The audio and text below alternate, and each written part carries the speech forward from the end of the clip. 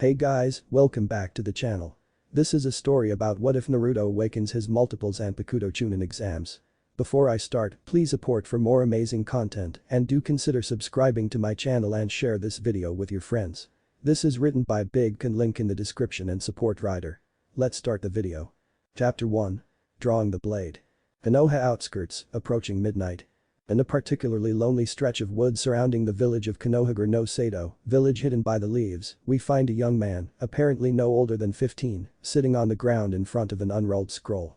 He is slightly short for his age, standing at about 5'5" in height, with bright golden blonde hair that popped up in a bed of spikes, deep cerulean blue eyes, and a trio of whisker-like markings on each cheek. He was dressed in a bright orange jumpsuit that practically screamed, "I'm over here, kill me now."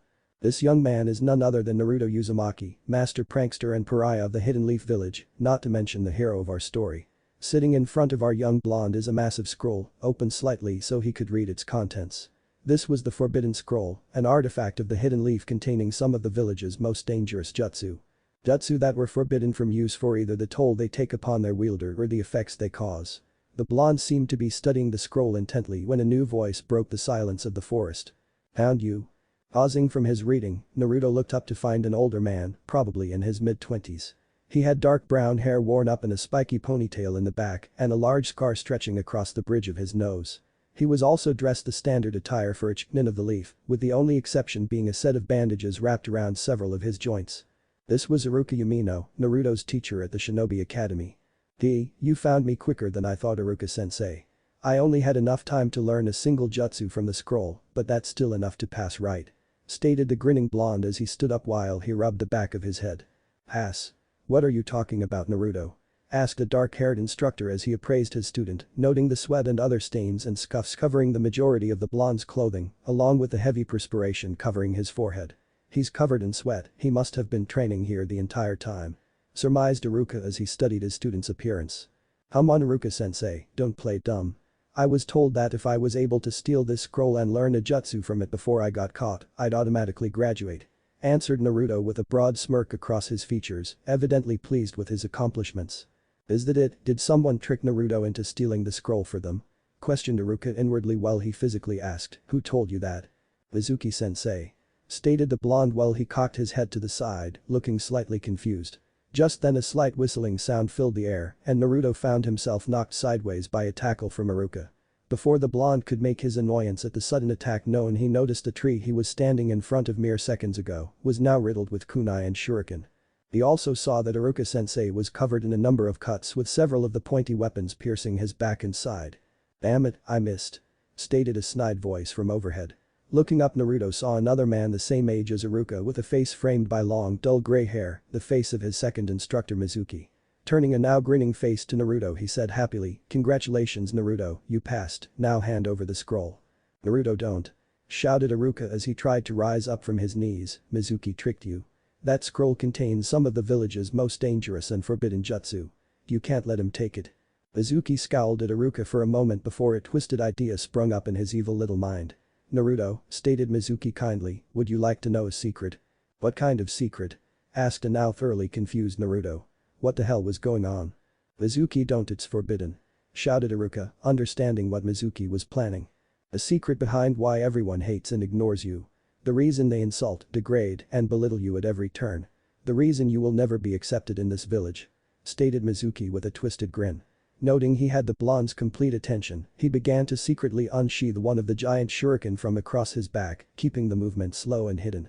"You remember the story about how the Kikbi no Imko, nine-tailed demon fox, attacked 15 years ago and was killed by the fourth?" Not even waiting for a response, Mizuki continued, "Well, that was a lie. The fourth couldn't kill the demon, so he imprisoned it inside a newborn infant." "Stop it," shouted Iruka. "That infant was you. You are the nine-tailed fox. Now die, demon brat," shouted Mizuki as he let his giant shuriken fly at the boy. Naruto didn't even notice the weapon flying straight at him. His mind was filled with thoughts of confusion and betrayal. "I'm the fox. That can't be. I'm me, aren't I? But that's why everyone hates me. What about Gramps and the Ichirokas and Iruka-sensei?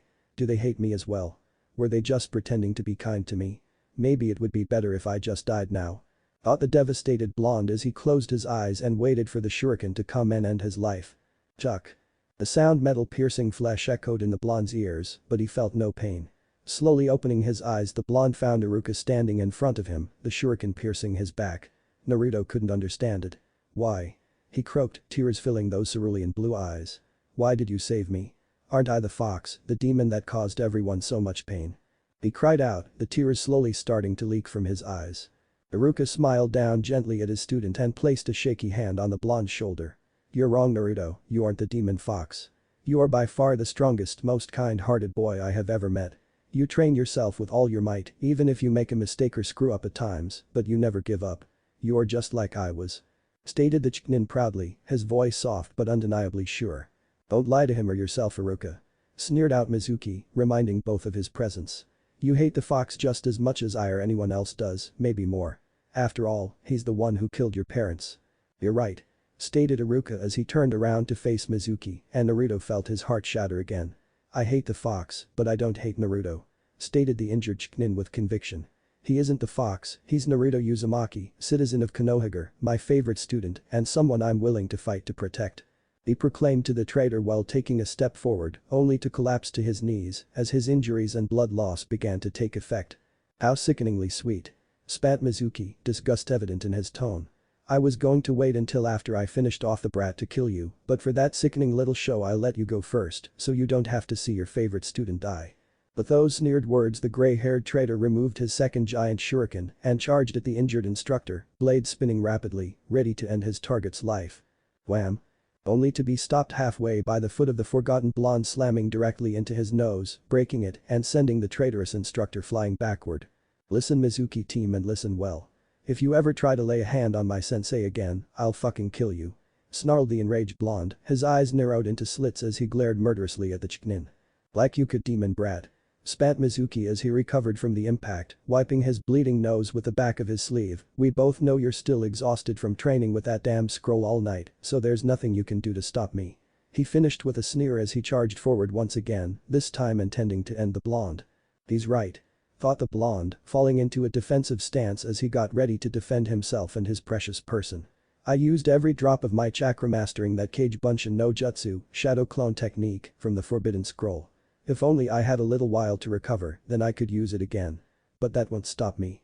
I don't care if it kills me, I will do whatever it takes to protect the people I care about. I refuse to lose.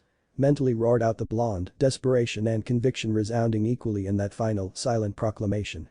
And with it something amazing happened. A nimbus of pure white light suddenly flared to life around the blonde, surrounding him in a blinding aura pure white. Mizuki instinctively stopped his advance and jumped back as the light filled the forest surrounding them. What the hell? Is this some kind of trick? Did that demon have enough strength left to try something? Thought the confused chunin. Iruka, who'd managed to push himself up against a nearby tree, simply stared at his student in awe. What is going on? He softly asked the world. Naruto was just as confused as the light flared around him. The blonde stared on in awe, not even blinking as the nimbus of light slowly congealed into a new shape right in front of his eyes. In just a few seconds, and a second, smaller flare of light, the nimbus had changed. Floating just inches in front of the blonde's face was a katana with a jet black sheath and hilt and a golden handguard shaped like a spiral. As Naruto stared in awe at the blade floating just inches in front of his nose, he heard a soft voice echo in his mind. Time seemed to slow to a halt as the voice echoed in his mind and the colors of the surrounding forest faded into shades of gray. You truly wish to be strong enough to protect them? Whispered the voice, sounding as if it was coming from a great distance away. Despite the softness of the sound, the voice itself was strong, firm, and undeniably feminine. Yes. Stated the blonde, slightly confused and unsure, wondering what the hell was happening. Even if it means sacrificing your own happiness? Asked the voice again, this time slightly louder and clear, as if the speaker was drawing closer to him. Yes.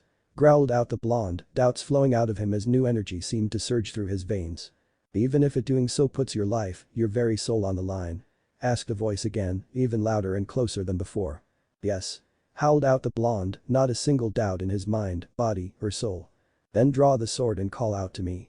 Stated the voice excitedly, now sounding as if the speaker was right behind him, whispering in his ear, as the blonde felt a presence momentarily appear behind his back. My name is. Naruto's hands instantly reached out, breaking whatever enchantment that had frozen the world around him, grabbing the hilt and scabbard of the katana in front of him in a single instant. Drawing the sword, he held it out, blade pointing in front of him, while shouting, "Sakebidasu, Benahim. Cry out, Crimson Princess." Instantly the katana was again enveloped in a bright light, only this time the light was a bright crimson red instead of a piercing white. After a brief moment the light began to fade away, dispersing like mist or smoke in the surrounding air, revealing the blade's new form. Resting in the blonde's hand was a sleek medium-sized sword. It had a crimson tassel dangling on the end of the hilt, which had a gentle decorative bend just before the end. Instead of a crossguard, a U-shaped decoration covered the first 3 or 4 inches of blade, and a red decorative string wrapped thrice around where the blade met hilt, with a 3-loop bow on one side and a folded paper decoration on the other. The metal handguard had a flower petal design right as it meets the string crossguard.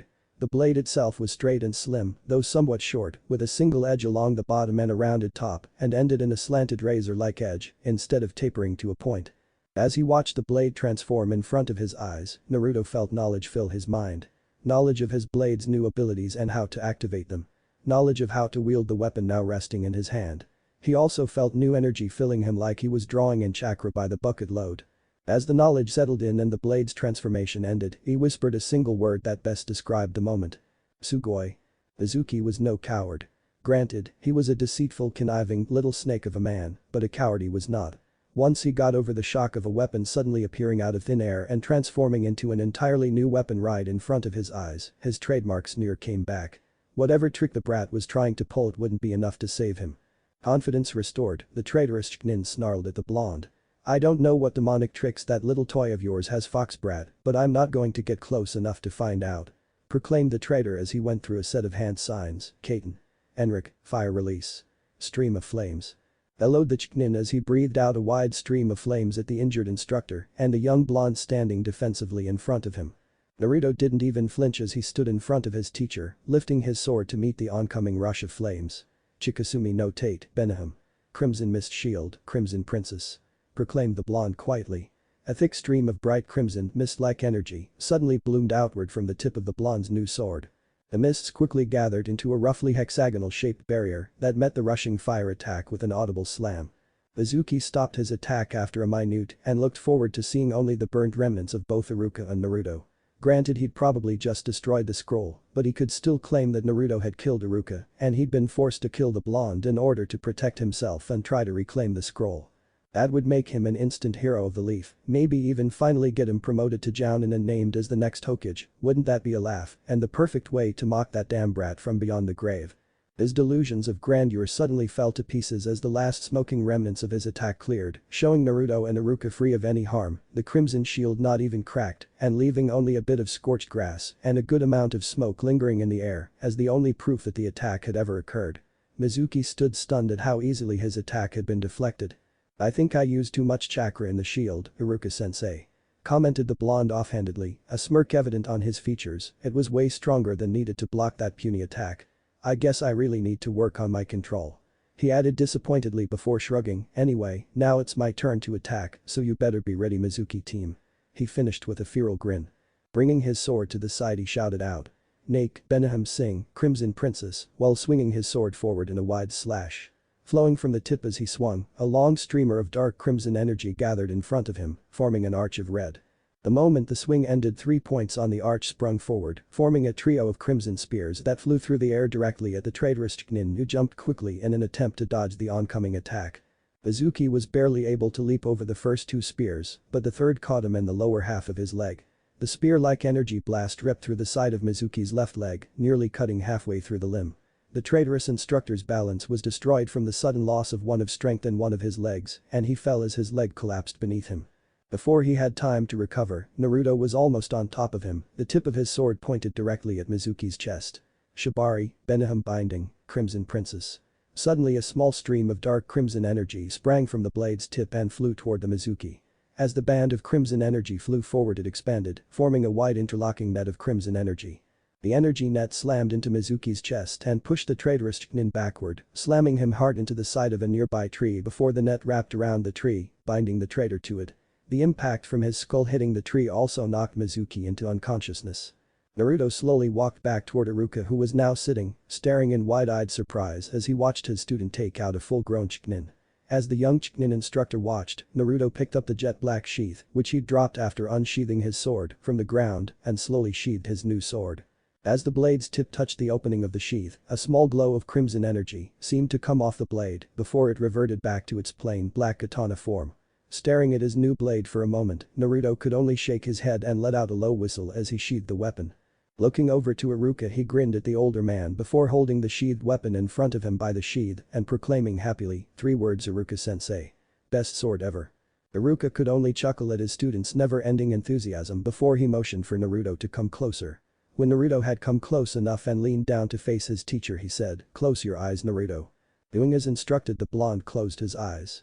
After a few moments he heard Iruka say, "Okay Naruto, you can open your eyes now." Opening his eyes to look at his teacher, Naruto instantly noticed that his headband was gone. Placing a hand on his forehead, Naruto felt the cool feeling of the steel part of the hit I8 resting against his forehead. "Congratulations Naruto," Iruka stated happily, "you graduate. To celebrate I'll take you out for ramen, well after I get patched up in the hospital anyway," he finished with a laugh. Naruto stood stock still for a few moments in shock before he jumped up and shouted in joy before tackling Iruka, much to the older chunin's pain and discomfort. Inside the Hokage's office. The third Hokage stood in front of his viewing glass, a small wistful smile etched on his aged features. After witnessing Naruto summon his Zanpakuto men defeat the traitor Mizuki in single combat, he couldn't argue with Iruka's decision to promote the boy. The old Hokage couldn't deny the feeling of pride and warmth in his old heart as he watched his adopted grandson, but he also couldn't deny the feelings of worry and nervousness for the boy. With Naruto's bloodline awakening, he couldn't keep at least part of the boy's heritage a secret any longer, and with that knowledge would come a number of enemies both great and small. Sighing to himself, he quickly ordered his Anbu bodyguard to arrest Mizuki, get Iruka to the hospital, and bring Naruto to him. After all the other ninja in the room had left, the third looked out the window with a small smile on his face. "Kushina," he whispered happily as he stared out into the night sky, "your son is truly starting to grow into a fine young shinobi. I just hope he's ready to learn the truth and the dangers that come with it. I can't help but wonder if he's inherited the other half of your bloodline as well." Ability identification. Kaiten. Enric, fire release. Stream of flames, C rank, offensive Kaiten ninjutsu. The wielder sends a large amount of chakra to his mouth and turns it into flames. Then by breathing outward the wielder can release the flames in a short wide stream. Can be maintained longer by continuing to channel chakra into the mouth. Dikasumi no Tate, Beniham, Crimson Mist Shield, Crimson Princess, ability of Beniham Shikai State. Creates a hexagonal shield of crimson energy in front of the wielder, emanating from the sword's tip, whose size and strength depends on the user's will and chakra expenditure. Nake, Beniham, Sing, Crimson Princess, ability of Beniham Shikai State. By slashing with Beniham, the wielder can create a number of spear-like energy constructs that are then launched at the enemy with incredible speed and power. The exact size, shape, number and intensity of the spears are entirely dependent on the wielder's influence and chakra expenditure. Shibari, Beniham, Binding, Crimson Princess, one of Beniham's special abilities. By condensing the energy that Beniham produces for its attacks, the wielder is able to create an extremely powerful energy net that emanates from its tip. This net can be controlled and directed by the wielder to bind or restrict an opponent's movements. Exact size of the net depends on the amount of energy used to create it. Chapter 2. Tempering the Soul. A short time later. Naruto was in the Hokage's office, sitting in front of the old man's desk, sword resting in his lap and his face running a gambit of emotions. On the other side of the desk the Hokage sat in silence as well, his hands folded in front of his face and his mind abuzz with worries. The old man had hoped that this day wouldn't come, at least not so soon, not until the boy was older and more capable of defending himself and dealing with the truth, but there was nothing he could do about that now. The boy had awakened his mother's bloodline, and now there was nothing that could stop it. The old man briefly thought about attempting to seal the boy's newly awakened bloodline, but quickly banished those thoughts. First, he doubted there was even a way to effectively seal off the blonde's bloodline, considering how heavily linked it was to both the sword now resting in the young man's lap and Naruto's own body and chakra network. Not to mention the fact that Naruto would probably see the act as a form of betrayal and, combined with everything else that had happened tonight, would likely abandon the village if he tried. He also briefly thought of simply keeping his silence about Naruto's family, but again that idea was shot down shortly after it was formed. Sarutobi knew for a fact how dangerous the blonde's new bloodlines could be, and without the information Kushina provided in that scroll Naruto could seriously damage Konohara himself by accident. Besides, Kushina had a number of friends who would be able to easily recognize her bloodline and thus her connection to Naruto, and he doubted even his direct orders would silence them after keeping the blonde's heritage a secret for so long. No, the boy needed the information now, and despite his wishes to keep the boy's heritage secret until he was old enough to properly handle everything, there was no way to keep his mother's identity a secret any longer. The Hokage's train of thought was interrupted by the voice of the young blonde sitting in front of him. Shortly after Iruka had given him his headband, a group of Anbu had arrived on the scene. A number of them had quickly arrested Mizuki, one using the hilt of his sword to silence the ranting traitor who was trying to lie and pin the blame on Naruto after he was removed from the tree and returned to consciousness, while another smaller group had performed some basic first aid on the injured Iruka before carrying the injured instructor to the hospital for full treatment. Before Naruto could follow, the remaining 2 members of the Anbu squad had stopped him and said that the Hokage needed to see him right away. Naruto had trusted the masked nin's words, mostly because the Anbu had, except for a few noticeable exceptions, always been pretty kind to the blonde, and Naruto was glad the pair that was in charge of escorting him now included one of his favorites, Nico. The purple-haired Kunoichi wearing the distinctive cat mask had always been a dear friend to the blonde, having looked after him a number of times when he was younger, and the Hokage was too busy to keep an eye on him, but she seemed to be distracted tonight. Naruto also noticed that she seemed to be constantly glancing at the sword he was carrying, though he could be mistaken. It was really hard to tell with those masks they wore after all. Now the blonde was sitting in front of the man he'd viewed as a grandfather for most of his life, and the man who had also been lying to him for most of his life as well. The young blonde's mind was a chaotic storm of emotions as he sat there staring at the old man who seemed to be lost in thought as well. As the blonde sat there, his mind ran back to the countless times he'd come running into this very office as a child, crying to the elderly Cage after someone had said or did something especially cruel to him. How he'd always ask the older man why nearly all the grown-ups in the village hated him, and how the old Cage would never give him a straight answer. After a time, the blonde had simply stopped asking, always assuming that the old Cage didn't know, but now the truth was out and he wasn't happy about it. As his thoughts continued to swirl, the blonde felt anger begin to boil in his chest. The old man had lied to him all his life and now wasn't even bothering to apologize for it. Finally, anger and betrayal overriding his other emotions, the blonde decided to break the silence that seemed to eclipse the room. "So Hokage Jiji," the blonde practically hissed out the formerly warm suffix, causing the old fire shadow to flinch slightly, "were you ever going to tell me about my little tenant?" The old man let out a heavy breath before turning his full attention to Naruto and beginning to speak. "Naruto," he said slowly, taking his time to ensure his voice was as calm and placating as it could be. "I know you're upset right now," but his speech was interrupted by the younger boy standing up and slamming one of his hands down on the table while the other held his new sword so tightly that his knuckles were turning white. "Upset? Upset? You're damned right I'm upset. You've known all along why nearly everyone in this village hated me and you never bothered to tell me," shouted the enraged blonde, practically leaping out of his chair to glare at the old man sitting behind the desk. "Didn't you think I had the right to know? Didn't you think I deserved a reason for all the shit I had to endure from this village?" snarled the blonde, tears forming in his eyes as betrayal began to overwhelm rage. "Naruto, please calm down," pleaded the elderly Cage, holding up his hands to the younger man. "I didn't tell you because you weren't ready to learn the truth yet. I thought it would have been too dangerous," Saratobi explained, trying to placate the blonde. "Too dangerous? What the hell would have been dangerous about me knowing why I was treated like shit by the majority of the bastards in this village?" snarled the blonde in response, neither calmed nor the least bit placated by the answer. "I wanted you to have a normal childhood," Saratobi answered.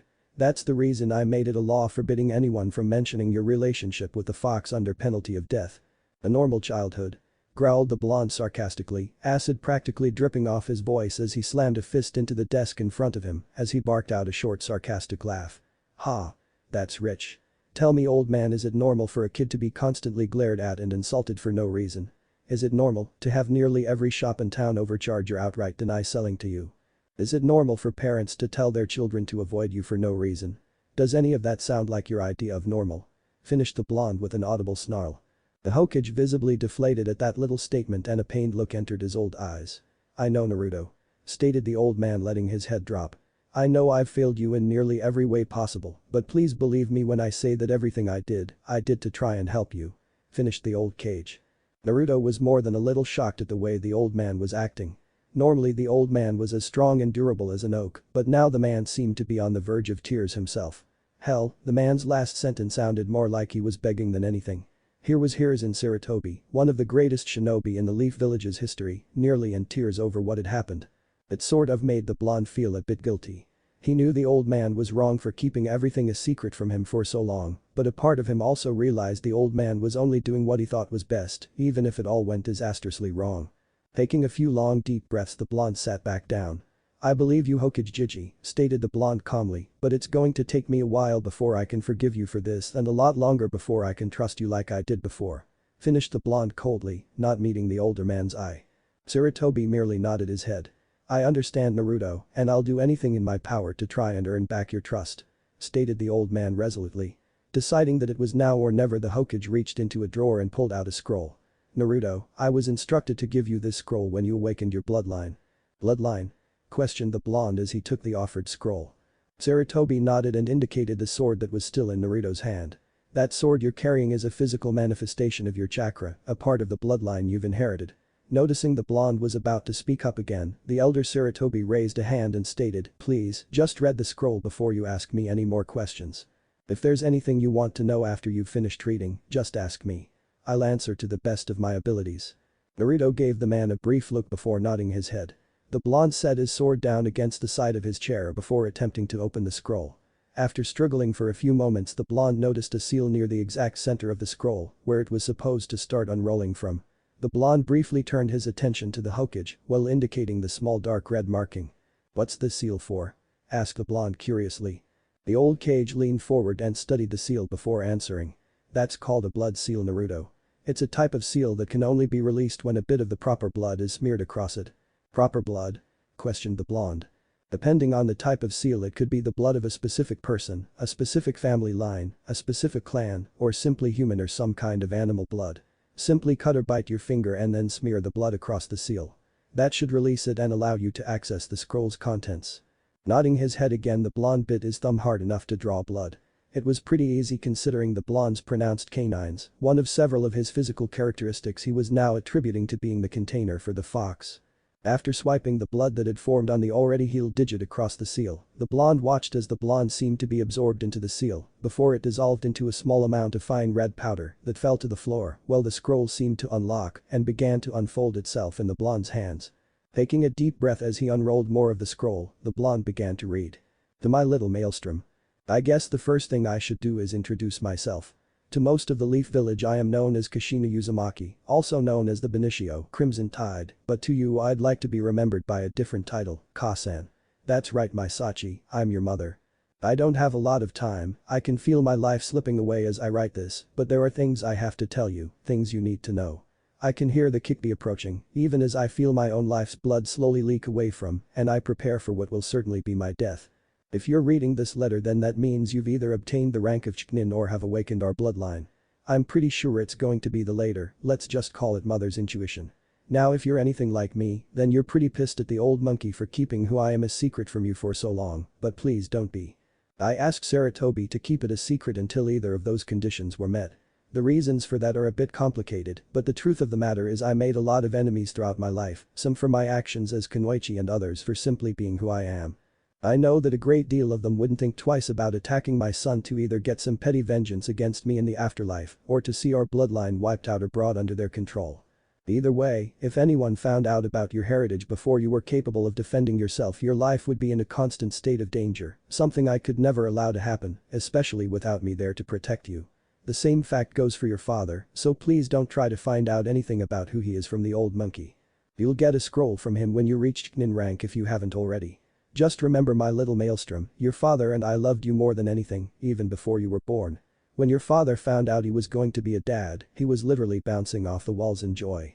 Now before I get distracted by my memories, you need to learn the truth about your heritage from my side of the family. As I said before, my given name is Kushina Uzumaki, but that's not my real name, or at least it's not my birth name. My real name is Kushina Kurosaki Ichida, heiress to both the Kurosaki and Ichida clans of the Uzushiagakur no Sato, village hidden by the whirling tides of the Yuzu no Kuni, land of whirlpools. While the whirling tides village was one of the smallest of the hidden villages, it was also one of the oldest and strongest. That was mostly due to the three bloodline clans that lived there. The Ishida, Kurosaki, and Korea clans. All three clans were the oldest in the village, all being direct descendants of the village's legendary founder, who first gathered his children and their families together on the small island nation of Yuzu to form what would later become Yuzushiogakure. Despite their distant blood ties, the clans never truly got along, particularly the Kurosaki and Ishida clans. In the beginning it started out as nothing more than an intense rivalry between the two families, but as years passed they grew to hate one another. Civil war between the two clans, with the rest of Yuzushio stuck in the middle, seemed almost inevitable, but the two heirs of the clan sought a way to build a peace and mend the hatred between the two clans. Their names were Yuzu Kurosaki and Uruk Ishida, your grandmother and grandfather. It was through this shared desire for peace that the two met and fell in love. Seeing their union as a way to reunite the clans and bring about peace, the two married in secret and produced an heir to both clans. Me. Sadly, their hopes that my birth would lead to peace were shattered when the circumstance of my birth became known to the clans. Instead of forming a bond of family and love between them, my birth became a spark for hatred and betrayal. Accusations were thrown about one clan heir seducing the other in an attempt to steal the other clan's power, despite the pleas of both young heirs that it wasn't true. It all came to head when both clans soon ordered my death, claiming it was the only way to prevent the civil war from beginning. My parents refused and fled Yuzu, coming to Konoha, where they hoped to live out the rest of their lives in relative peace. Sadly, their desertion was the final straw. Both clans blamed the loss of their heir on the other, pronouncing claims of kidnapping or murder. The love that my parents had hoped would prevent the war actually started it. The civil war raged for many years until both clans were nearly wiped out. Seeing an opportunity for conquest and the destruction of one of their oldest enemies, a combined shinobi force from Iwa, Kiri, and several other villages launched an attack on Whirlpool. Destroying the majority of what remained and angering our former home's allies and starting what was known as the Third Great Shinobi War. While all this occurred, my parents raised me in Konoha, keeping our identities a secret from all save the current Hokage, Sarutobi. The old monkey, who was old but not as old at the time, took pity on our family and offered us sanctuary in the village. My parents accepted and took the name Uzamaki in honor of our lost homeland. The rest, as they say, is history. I grew up and awakened both my family's bloodlines, much to the surprise of my parents. They guessed that since both of their clans shared a common ancestor and their bloodlines carried a common root, they were able to safely recombine in my body. I became a strong Kunoichi of the Leaf, met and married your father, and lived a relatively happy life. I'm afraid your grandparents died near the end of the war, fighting to defend their new home with all their might. The happiest day of my life was the day I found out I was pregnant with you. I dreamed of raising you and teaching you after you awakened our bloodline. Sadly, like my parents, my dreams were not meant to come true. On the night of your birth, the Kikbi no Imko attacked our village and you were chosen to be its container. Don't hate the Yondaime for picking you, Naruto. He had no other choice if he was going to save our village, and I know forcing the fate of Jinchuriki on you hurt him in unimaginable ways. The Yondaime had faith in the village, hoping that they'd see you as a hero for helping him stop the fox, but I've always been a more pragmatic person and I doubt it'll turn out the way he wished it, but no matter what, I want you to stay strong. You are the last full-blooded heir to both the Kurosaki and Ishida clans, two of the strongest and oldest clans to walk the world. Stay strong for me, for your ancestors, and, most importantly, for yourself, and remember that I will always love you and watch over you. Your loving Kasan, Kushina Kurosaki Ishida. P.S. Attached to the bottom of this scroll are 4 more seals. These are a special combination of blood and storage seals that your father designed. The man may have been a bit of a dope at times, but he knew his seals. Just swipe some of your blood across one and it'll release the items stored inside. The one on the left is from your grandfather Uruk and contains information on the Ishida clan's part of our bloodline and a few other items. The next is from your grandmother Yuzu and it contains information the Kurosaki's aspect of our bloodline and some items from her as well. The next one is from me and contains a few mementos and a gift for you. Lastly, the rightmost seal contains a gift from your father. Tears were leaking from the Naruto's eyes as he finished the letter. His family really did care about him. That was always the hardest part, growing up alone, never knowing whether or not he was a mistake or if his parents had died or simply abandoned him. This little letter did so much, answered so many painful questions. It told him he would have been loved, he would have had a pair of parents that cared for him and raised him. She really did love me. He whispered softly. Sarutobi nodded his head slowly, his eyes half closed in remembrance of dear friends now lost. Your mother loved you more than life itself. I remember the day she found out she was going to be a mother, she was jumping around my office squealing like a schoolgirl. The old fire shadow chuckled softly at the memory. What about my dad? Asked the blonde. Before Sarutobi could speak again, he continued, I know you can't tell me who he is until I make chunin, but can you at least tell me what happened to him and what he and my mom were like? he asked desperately, hungry for some new knowledge of the parents he just discovered he had. Sarutobi slowly looked at the boy before nodding his head. Your father died bravely, fighting to protect our village from the Kikbi. He was a truly great man that I was glad to call a friend, honest, loyal, strong, and always willing to work for what he desired. All traits I know you inherited from him. Stated the old man warmly, getting a small, happy grin from the young blonde. However, I think you get most of your personality from your mother. She was headstrong, stubborn as a mule when she'd made up her mind about something, never willing to give up, and had a love of Raymond that rivaled your own, not to mention the fact that she was quite the mischievous prankster during her youth. She was probably just as loyal as your father, maybe even more so, but people had to earn her loyalty, but once earned she'd rather die than betray a person who trusted her. He finished fondly, recalling the vivacious young girl who'd stolen his successor's heart. What about the yondaime? Asked the blonde curiously, getting a raised eyebrow from Sarutobi. From the letter it sounded like my mom knew him. He explained. That she did, your mother was actually a childhood friend of the yondaime's. They attended the academy together and became rather close after graduating. Answered the Hokage honestly, it was true enough though not the entire story. The two sat for nearly an hour, the Hokage telling him stories about his mother and occasionally bits about his father, without letting out who he was. As the night dragged on, Naruto let out a large yawn. Looking at the clock, the Sandaime noticed how late it had gotten. Well, I think it's about time for you to head home. Before you leave, I have another gift for you. Reaching down the old cage, pulled out a small set of keys and a map. These are the keys and the map to your mother's family house. It's not extremely large, but I think you like it. I've had people keep it clean and in good repair since your mother died, and it's still furnished. Thanks, old man. Stated Naruto warmly. He hadn't completely forgiven the old cage yet, but he appreciated the gesture all the same.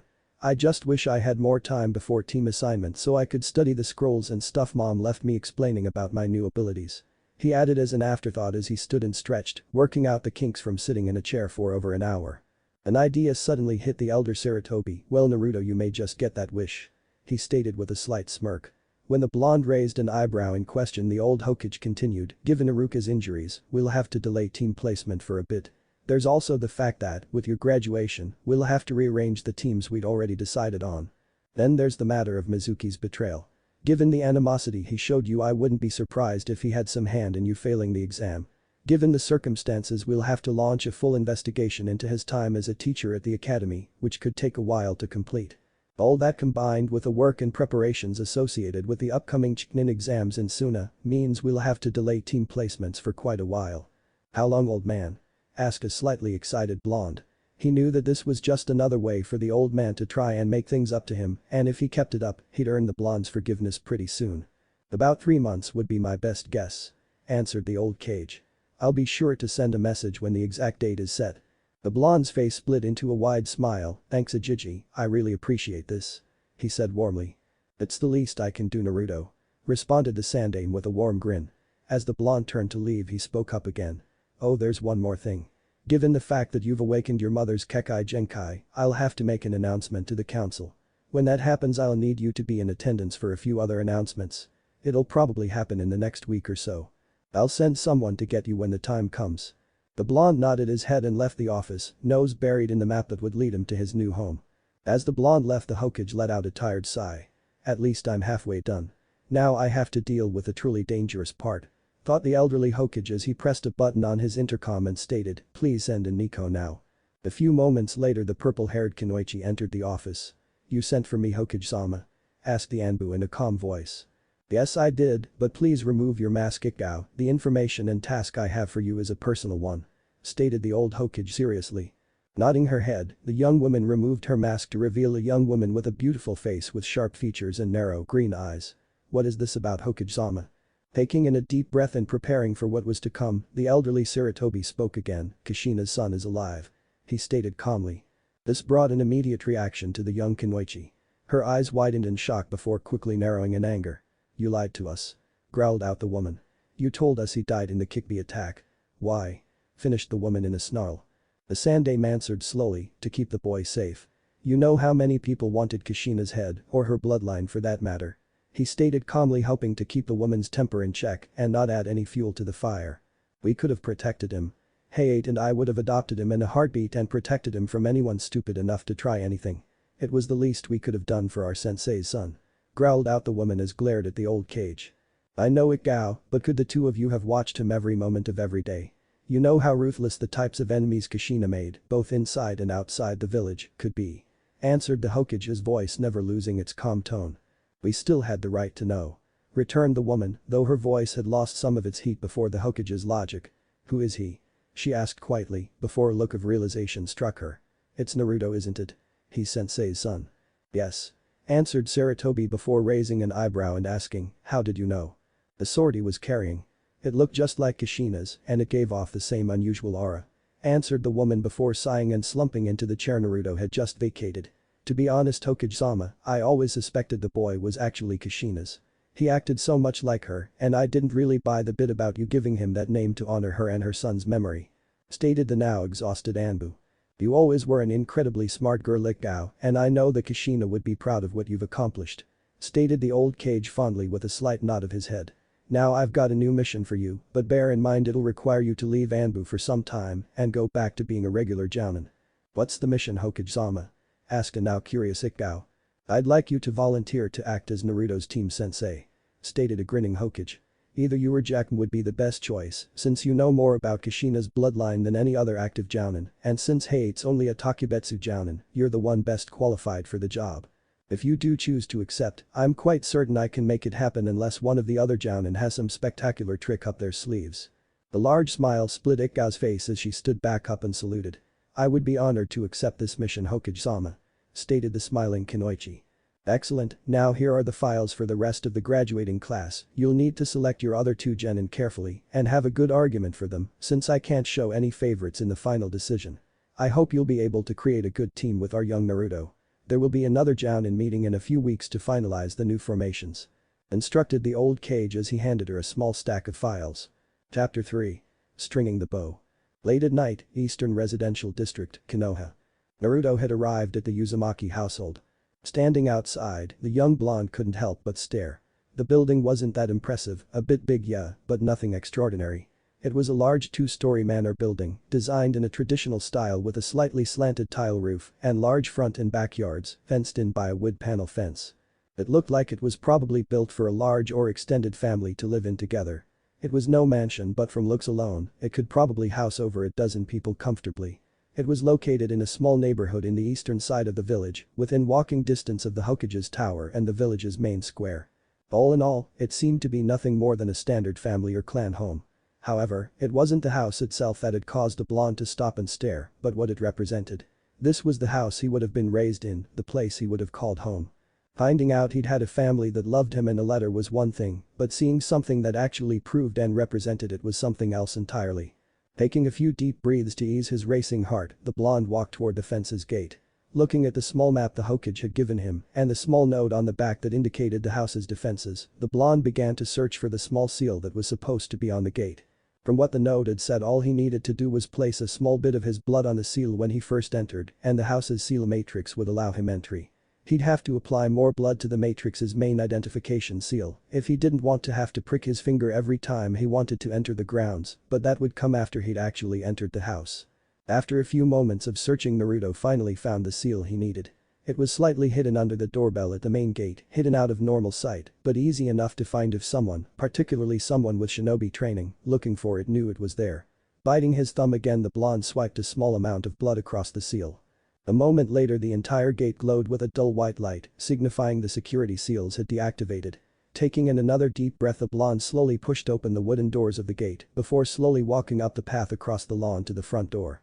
Removing the key the Hokage had given him, the blonde slowly unlocked the door and stepped inside to start exploring his new home. The first story of the house had most of the amenities: a kitchen, a dining room, a pair of bathrooms, couple sitting rooms, a large bath, and even a small library, while the second floor had over a dozen bedrooms and a couple more bathrooms. It was the main sitting room, however, that caught the young blonde's attention, or rather what was inside it. Sitting across the mantel on the side of the room was a large set of pictures. Naruto slowly approached the largest one in the center. Resting in the frame was a picture of 3 people standing in front of this very house. On the right stood a man dressed in a form-fitting white tunic and a set of white pants, both marked with blue stripes running throughout them, forming cross designs and blue along the fringes. Across the man's shoulders was a short white mantle also bearing the blue cross designs. On his right wrist was a silver cross-shaped pendant linked to a silver chain of some kind. He was a lean man, about average in height, with deep raven black hair and piercing, cerulean blue eyes covered by a pair of box-rimmed glasses.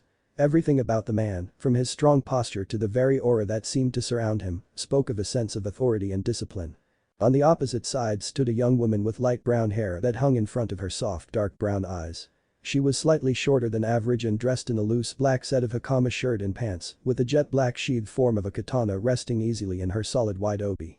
While the man's appearance spoke of strict discipline, the woman seemed to generate an aura of kindness and warmth. Standing in between the two was a tall girl of about 15 years, with bright red hair and the same dark brown eyes of the older woman. She was dressed in what Naruto could only describe as a combination of the two adults' clothing. She wore black hakama pants with a pair of blue stripes going down both legs and meeting a broader blue line that circled the knee to form a pair of cross-like symbols on each leg. She also wore a loose black jacket with long flowing sleeves and the same blue lines forming a cross pattern at her elbows. Underneath the jacket was a form-fitting white tunic shirt that had a large 8-sided cross design across the chest in the same blue lines. Atop the girl's head was a small bucket hat colored in alternating strands of black and blue. Lastly, resting against her hip in a deep blue obi, was the sheathed form of a jet black katana, and on her right wrist was a cross similar to the older man's. It was the girl's face however that caught his eye, a face very similar to his own. Tears again began to leak from the blonde's eyes as he realized who these three were. Aj+san, Ob-san, OK-san. He whispered quietly as he traced his fingers across the figures in the picture. Slowly, the blonde looked at the other photos lining the mantel, keeping the center one still firmly locked in his grasp. There was a picture of his grandmother and grandfather both looking slightly younger as they stood in front of the house, his grandmother's holding the wrapped bundle of his infant mother. As the pictures moved down the mantel, time seemed to progress with them. The next one had his mother as a toddler, then a few of her as an academy student. After the spot where the center one was, probably taken at her graduation day, the pictures of his mother seemed to progress further. The last one resting on the edge of the mantel showed Kushina sitting in a chair holding her slightly swollen belly with her parents standing next to her smiling proudly.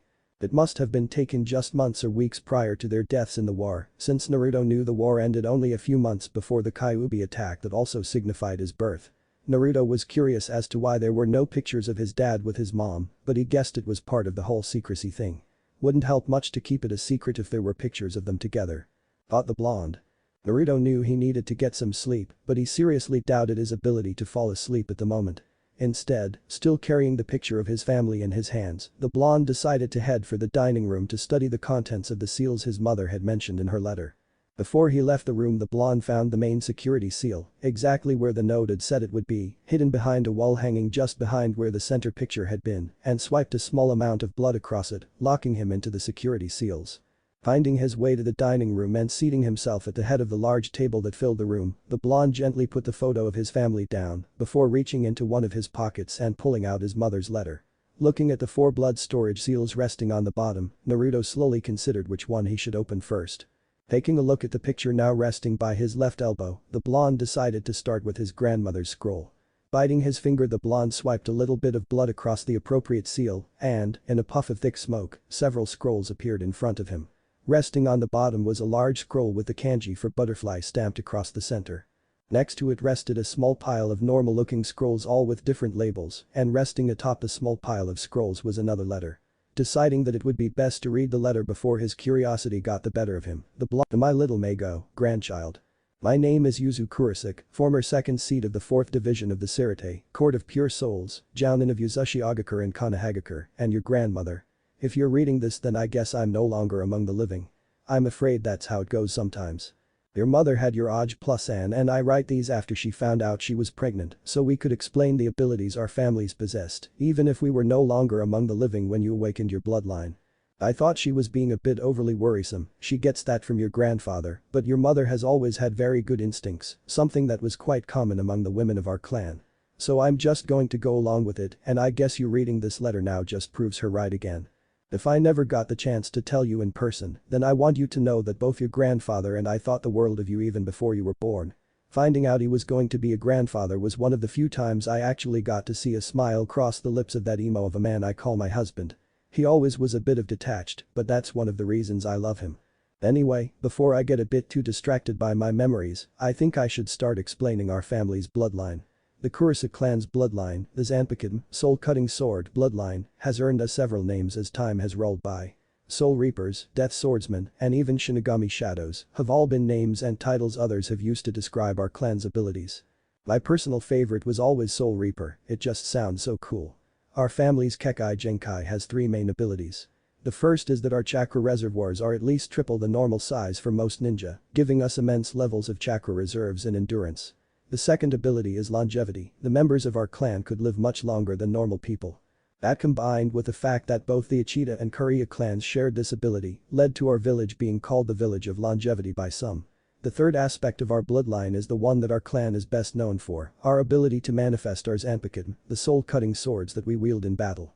In a moment of crisis, our chakra naturally reinforces itself and solidifies into a solid form, a sword, our Zanpakuto. When it comes to our Zanpakuto, there are several things you need to know. First, each blade has a spirit, a soul. You should also know that each sword can have multiple souls, the most ever recorded being 9. By speaking a special command and calling out the sword's name, we cause a release that alters the blade and gives it amazing abilities. There are 2 levels to this release. The first is called Shikai, the initial release of the Zanpakuto's power. This form is activated as soon as the spirit within the blade acknowledges the wielder by granting him or her their name, and they are strong enough to hear the name in return. The second level is known as Bankai, or the final release. Unlike Shikai, to release Bankai requires a great deal of effort and training, a ninja usually has to reach chunin or even jounin level before they're capable of unleashing the second state for even one of their Zanpakuto. The powers and abilities of the Zanpakuto Shikai and Bankai are related to the sword soul.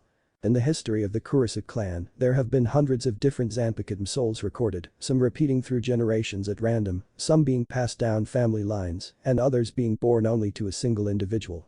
When neither of these levels are released, the sword is in what is called the sealed state. In this form the blade has a couple of unique abilities as well. First, you can alter the sword's shape and size between that of a ten, a wakizashi, a katana, or an adachi by channeling chakra through the blade and mentally picturing the desired state. It is also stronger and sturdier than any normal blade and can even be used to channel your chakra. Second, the sword regenerates over time, even if it is shattered into 1,000 pieces, the sword will eventually regenerate and return to normal given enough time. Third, since our Zanpakuto are parts of our soul we can wield them on a nearly instinctive level, making our clan natural swordsmen. This is just as true with our Shikai or Bankai states, allowing us to wield their powers naturally as soon as we obtain them. However, it still requires massive amounts of training to fully master our blades, both in their sealed and released states. The Kurasa clan even developed our own style of Kenjutsu specifically designed for wielding our Zanpakuto, but I'll explain that later. Finally, if anyone other than the sword's owner tries to wield our Zanpakuto, they'll be in for a rather nasty shock. Trust me, you'll want to see it when it happens if you've inherited anything from me. Our bloodline isn't the only thing I'm making sure you inherit from me. In the small stack of scrolls that are stored with this letter is our clan's fighting techniques called Zankinsoki. Zankinsoki is divided into 4 key aspects, each represented by part of the name. Zan represents our clan's sword fighting techniques. It is referring to our family's Kenjutsu style named Zanjutsu, cutting techniques. It is a style that is entirely focused on mastering the use of our Zanpakuto. It is a fearsome style that takes advantage of both our clan's increased endurance and our sword's natural abilities. There are several techniques and sub-styles that focus on using the sword's ability to change size and shape while in combat. It also gives basic instructions on how to integrate the different Shikai and Bankai abilities into normal combat. In actual combat it combines our natural endurance with extreme speed and strength to create a truly dangerous combat style. Hen refers to hand-to-hand combat or Taijutsu. While not as often used by members of our clan who have awakened their Kekkei Genkai and gained their Zanpakuto, our clan still instills a healthy study of Taijutsu to make sure that we can fight even without our swords. Our clan style is called Hakuta, white strikes, and it is a combination of several different Taijutsu styles. It includes grapples, punches, kicks, elbow and knee strikes, dodges, blocks, and dozens of other offensive and defensive techniques. Hakuta is designed to be adaptable, enabling a wielder to be able to alter his style and confront any type of combat situation they find themselves in. So refers to movement techniques. Our clan developed a special school of techniques we call home step method that allows us to focus our chakra into our legs and feet in order to solidify the air beneath us and allow us to gain traction on thin air and stop ourselves from falling. The key technique to home is called Shunpo flash step, which rapidly accelerates the body's movement, allowing us to travel faster than the eye can follow, similar to the Shunshin no Jutsu, body flicker technique, most ninja use. Unlike the Shunshin, Shunpo was designed for combat use, allowing us to close distances at incredible speeds. Lastly, Kai refers to ninjutsu and our clan's special techniques known as Kidm, Spirit or Demon Way. Before I explain Kidm to you, I should let you know that most of our clan had a powerful lightning affinity. And I base this off the fact that most of the Kidm techniques I've seen that actually involve elements use lightning. One of the scrolls I left you holds a number of lightning-style ninjutsu, along with some instructions on how to train your lightning element. Now Kidm is a special type of technique our clan developed. Since we constantly wield our swords in battle, forming hand signs to create jutsu is incredibly difficult. So through years of training, research and trial and error, our clan developed a number of special jutsu that, instead of relying on hand signs, use incantations to channel and shape chakra. These incantations usually take as long as forming hand seals, though the higher level spells can take a bit more time than usual, but leave our hands free enough to wield our blade. With training one is even able to use them without the incantations, but this severely limits their power, usually cutting it in half at least. We also have several other techniques to mask our incantations to prevent opponents from being able to predict them if they've heard them before. Kidm are ranked by level from 1 to 99, with 1 being the simplest and 99 being the most dangerous. Kidm can be divided into 3 main subtypes. Bakidm, way of binding, Hadm, way of destruction, and Idm, way of healing. Bakidm spells are the broadest category of Kidm techniques. They deal with communication, binding, sealing, and tracking, along with any other type of spell that isn't classified under Hadm or Idm. Hadm spells are attack spells designed to deal damage to objects or harm our foes. They mostly either attack using lightning, due to our clan's affinity, or using chakra directly, though there are a few that use the other elements as well. The last type of Kidm is Idm, which are healing spells. Unlike Bakidm and Hadm, Idm is not separated into levels or different spells. They simply channel chakra to heal damage or restore drained chakra reserves of others or heal yourself. Now there's one other scroll I put in the seal, it's the large one with the butterfly kanji on it. That's the summoning contract for the butterfly clan. It's been in the Kurisa clan for generations, and as the last heir I was its primary holder. When I decided to leave Yuzu, the butterfly clan decided to come with me. Their clan, along with the Ichida's summons, disliked the needless warfare our clans were preparing for, as well as their orders to kill a helpless infant, and asked to be taken with us. Your mother signed both scrolls when she was younger, and I'm sure you will as well. Now the butterfly clan may not be extremely powerful in a direct fight, but they have a lot of unique and amazing abilities, but I'll let them tell you themselves. Stay strong my little one, and always stay true to yourself. Love. Your always loving Ob-san, Yuzu Kurisuke. Naruto smiled a little as he finished his grandmother's letter. She seemed like such a sweet person, and he was glad that both her and his grandfather had been so excited to be grandparents. He couldn't help but feel extremely excited as he finished the letter. The techniques and abilities his Obasan had described had sounded so cool, and he couldn't wait to get started learning them. Putting aside the notion to start practicing right away, he gently lifted the small pile of scrolls and set them off to the side further down the table. I'd better open all the seals and find out everything that I'll need to learn before I get caught up in training. Thought the blonde as he finished moving the scrolls. Looking back at his mother's letter, the young blonde bit his finger again and swiped another of the seals, this one belonging to his grandfather. There was another puff of smoke and more scrolls now covered the desk. Like his grandmother's seal, there was a large scroll, only this one was marked with the kanji for sparrow stamped on it and several scrolls lying next to it. The only difference was that there were several items lying with the second set of scrolls, some wrapped around them and other draped over them.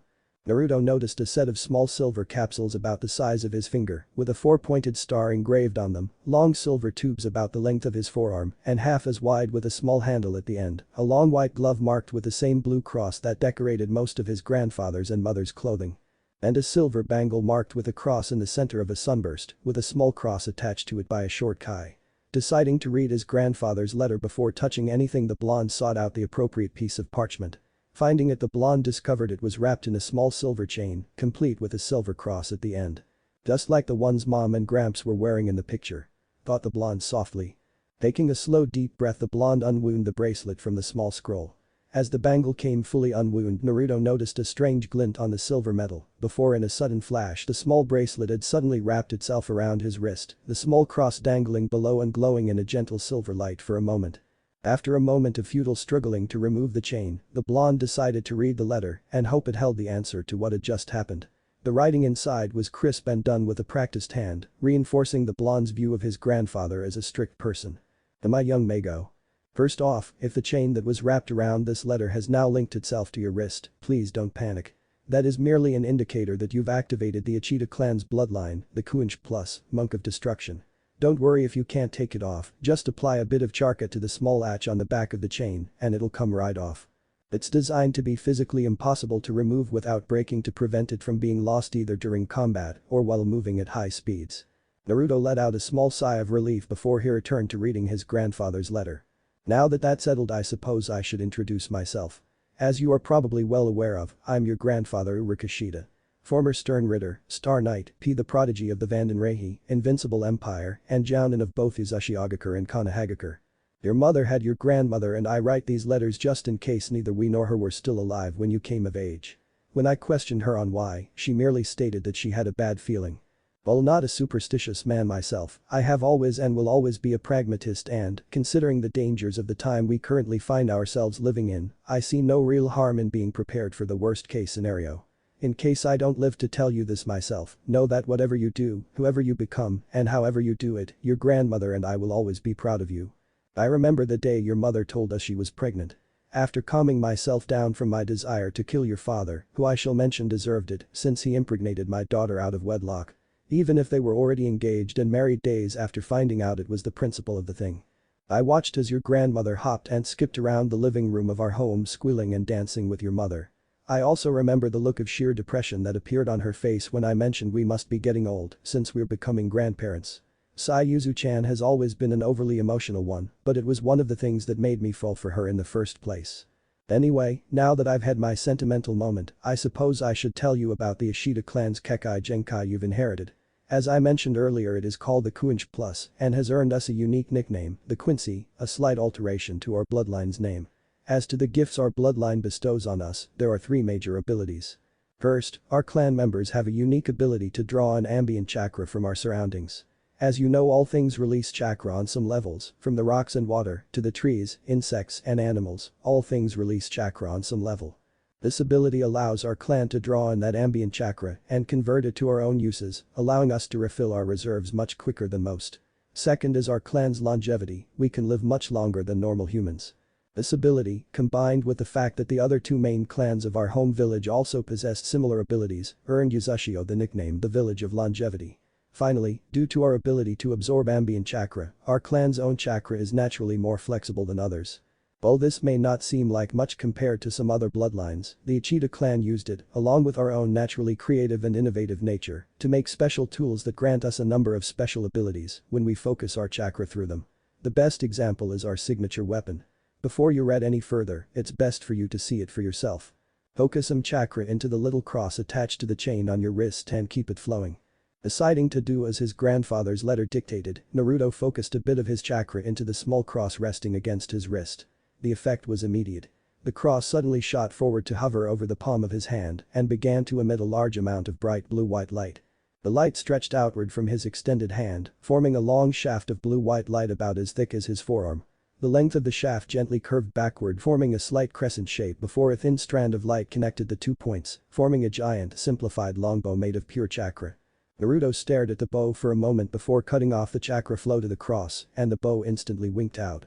The blonde couldn't help but notice that he hardly felt any form drain from forming the chakra bow. Channeling the chakra back to the cross, the bow quickly reformed. Naruto curiously pulled back on the bow's string. As the string reached its zenith, Naruto felt a slight pulling was the best word he could use to describe it, on his chakra. Allowing the chakra to flow through the pull, the blonde watched in amazement as a large, roughly arrow-shaped mass of chakra burst forward from his knuckles, where he gripped the string. The end where the arrow met his fingers was a small fire of sparking chakra, and the tip was a broad point. Deciding to test his new weapon, Naruto took aim at a tree visible though a nearby open window, more specifically a large knothole near the tree's center. The blonde was glad he'd opened most of the windows in the house to let some fresh air circulate through the slightly stuffy building before slowly releasing his hold on the arched string. In a blur of motion and a flash of light, the arrow sped forward, out the window, and bit deep into the side of tree in the center of the knothole, right where the blonde had aimed. The moment after it hit, the blonde saw the arrow disperse into several motes of light, leaving behind only a deep scar and a slight burn mark in the wood, as the only sign it had ever existed. Grinning madly to himself, the blonde released the chakra forming the bow and returned to his grandfather's letter. Hopefully, you just witnessed the birth of your Quincy bow, the first stage of your Seishin Heiki, spirit weapon, the masterpiece of the Ishida tool crafting. Each weapon uses one of our crosses as a focus to shape our chakra into a weapon. Like your grandmother's sword, it goes through 3 stages. The first is simply called Ryukik, spirit bow. This is the form you've just awakened, however it is far from complete. The bow is the first weapon an Ishida learns to wield, believed to be our clan's founder's favored weapon, but as we learn to master our abilities we shape and alter it to suit us as individuals, turning each bow into an individual weapon. In order to complete it, you must go through a special training process using the Sanrei glove, the large white glove lying on top of one of the scrolls. The scroll itself explains how to make more and how to go through the test itself in more detail. While most wait until they have been genin for a prolonged period of time, usually going through it shortly before attempting to become chunin. If you've inherited your mother and grandmother's stamina, then I'd say you could do it after about a month of training with your natural abilities. The glove acts as a dampener for your ability to absorb chakra from your surroundings, making it a lot harder to form your bow. After you manage to form a bow with the glove on, you'll go through a week of constant endurance training, constantly drawing and firing the bow while maintaining it under the glove's effects. Even without the glove, this feat is taxing on both the physical body and one's chakra, but once completed, your ability to draw in chakra from your surroundings will have reached a new level, greatly enhancing your abilities in using your bloodline, allowing your bow to take on a solid form, the true first state of our bloodline. However, once this training is finished, the glove should never be removed unless under dire conditions or after mastering the second stage. Doing so forces our bloodline to go beyond its limits and forcing us into what is known as the Kuinch plus Ritsudashi plus Ru, Destruction Sage, final form. The power this form grants is phenomenal, but once it has run its course, it will force your bloodline abilities into hibernation for a prolonged period and possibly end your life if your body is damaged badly enough. Forging the bow itself takes little to no chakra thanks to the effects of our first bloodline, combined with the special design of the cross. The cross is naturally designed to focus our bloodline's ability to that point, so the chakra cost directly from us is negligible. Granted, forming Harahibuferu, sacred destruction arrows, can take a toll if fired rapidly, but if you're anything like your mother and inherited your grandmother's reserves, it shouldn't be a problem for you. Since the bow and arrows are forged from our own chakra, wielding and firing them is like second nature to us, allowing near perfect accuracy with them from the very beginning. There's also a scroll among the pile I left you that details our clan's own archery style. The second stage of your spirit weapon is called the Sahiki, holy weapon. While the first stage focuses on improving your ability to harness and absorb chakra from your surroundings, the second stage focuses on learning to control and shape the chakra as it is absorbed. Through the training to unlock this stage, our clan learns to shape our chakra into a new weapon beyond the bow, a weapon perfectly suited for the individual, the Sahiki. Like solidifying the bow, the process of forging your Sahiki is a long and tiring one best left until you have obtained a degree of experience and mastery of your original bow. I beg you not to rush into it, particularly if you take after your mother's hot-headed nature. Each Sahiki is unique, with its own personal abilities and powers, though most tend to focus on ranged weapons. I myself was a bow wielder, further enhancing my own abilities through refining my bow in the second stage, while your mother manifested chains that could bind chakra as easily as flesh. The final stage is called the Kuinch plus. Forishutndihi, Monk of Destruction. Complete holy form. The only way I can properly describe it is as a complete and controlled form of the Kuinch plus Ritsudashi plus Ru, a technique that boosts the strength and control of our bloodline to its very epitome. With it, the powers and abilities of our Sahiki are further enhanced, granting them even greater power and control over the surrounding chakra.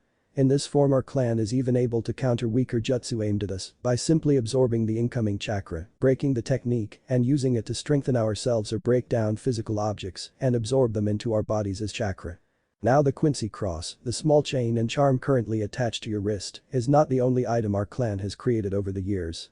I'm going to explain a few of the most useful ones in this letter, and I've put a few samples in with it, the remainder are described in full detail in some of the other scrolls. There are 2 key materials we Ishida create to build all our weapons and tools. They are spiritually infused glass and silver.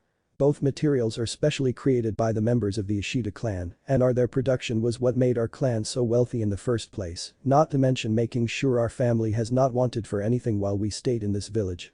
You see, these materials are not only useful for combining with our bloodline, but are highly chakra conductive, making each piece worth a great deal to any craftsman, since chakra conductive materials are rarely found in nature, and our Quincy materials are the only ones known to be forged by human hands. I've left detail notes on how to craft both in my workshop. You can access it by pressing a special panel in the library. It's in the second bookshelf on the left from the main doorway, on the center shelf right behind the Ishida family history. The first item is called the Quincy Bangle, the small silver bangle with a cross attached, and it was specifically designed for those who have removed the Sanrei glove and lived. It acts in the opposite of the Sanrei glove, amplifying the abilities of our bloodline and allowing us to wield our powers again, though at a diminished level. It also accelerates the recovery time from the final form. It's worth noting that those who survived the final form and regained their powers using this tool have often awakened their second stage with the process as well. Next are the Gintam, silver tubes. They are the small capsules engraved with the pointed cross. They hold specially altered water that we create through a special process combined with channeling our chakra through the water, turning it into almost pure liquid chakra. They are probably the easiest Quincy tool to make due to the fact that our clan has a naturally strong water affinity, which is why I also include a scroll on several water jutsu as well. The Gintam are used to cast special jutsu.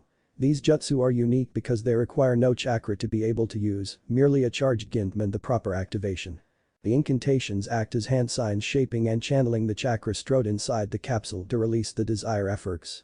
The scroll the strap of Gintam is wrapped around contains both the instructions for crafting the Gintam and a list of most of the known incantations for the spells. Finally there are the Seal Schneiders, German. Soul cutter or, more historically, the Ziri Shunade, that which slits the soul, the long silver cylinders with the handles. These tools are both an incredible defensive tool and an excellent weapon and are the primary tool carried by Quincy's after the cross. They primarily act as chakra absorbers, drawing in chakra much like our own bloodline does, but at a much faster rate. In its inactivated state the seal act as an instant shield against chakra-based attacks or jutsu. By intercepting an incoming jutsu with one of these and activating it before impact, the chakra used to power the technique is absorbed and the attack cancelled. However, the amount of chakra a single seal can absorb is limited, and if more chakra than that is released, then the seal will overload. Normally a seal can absorb up to a C or B rank jutsu, depending on the skill of the wielder. Absorbing an A rank jutsu is possible, but requires multiple seal schneiders depending on the strength of the jutsu, and absorbing an S rank or higher jutsu would be nearly impossible without a dozen or more, if then. It is also possible to activate them without absorbing a jutsu by simply drawing on ambient chakra, but this takes a moment. Once activated, the head of the seal will release a long blade made of chakra, about 1/2 the length of the seal itself. The blade is constantly vibrating, acting in the same manner as chainsaw. It is used as either as a Quincy's melee weapon, though if you also inherited your mother's abilities, you'll have little use for it as such, and as an arrow that, when fired correctly, is capable of piercing nearly anything. There are also several Ginto rituals that combine the Ginto with the seal for larger effects. Now before you start to think that the Ishida relies solely on our tools, we have also developed several unique techniques to fully utilize our bloodline as well.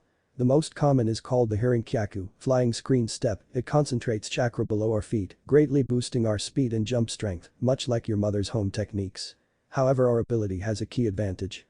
While home can slow down a fall or allow quick turns while midair, the Ichida's Harinkyaku allows us to levitate on a small platform made of our own chakra. This is a very useful skill considering our primary abilities as archers, but must be used carefully since it can leave us highly visible and exposed to others' ranged attacks. The others are described more in the scrolls I left for you, use them well. There should be one final item in the seal. The large scroll with the kanji for Sparrow imprinted on it. It is our clan summoning contract for the Sparrow clan. When I decided to leave, Yuzu, the leader of the Sparrow contract, asked me to bring their contract with me since they didn't want to be involved in a pointless war between kin, started because we refused to slay our own child. The Sparrows are a fierce and loyal summons, they served both me and your mother well, and I'm sure they'll do the same for you. Stand proud and true for you are Ishida and the Quincy. They're proud Oj plus An, Uruk Ishida. Naruto was smiling once again as he finished his grandfather's letter. I guess I know where I inherited my handyman skills. He though with a warm smile. The young blonde had always been good with his hands.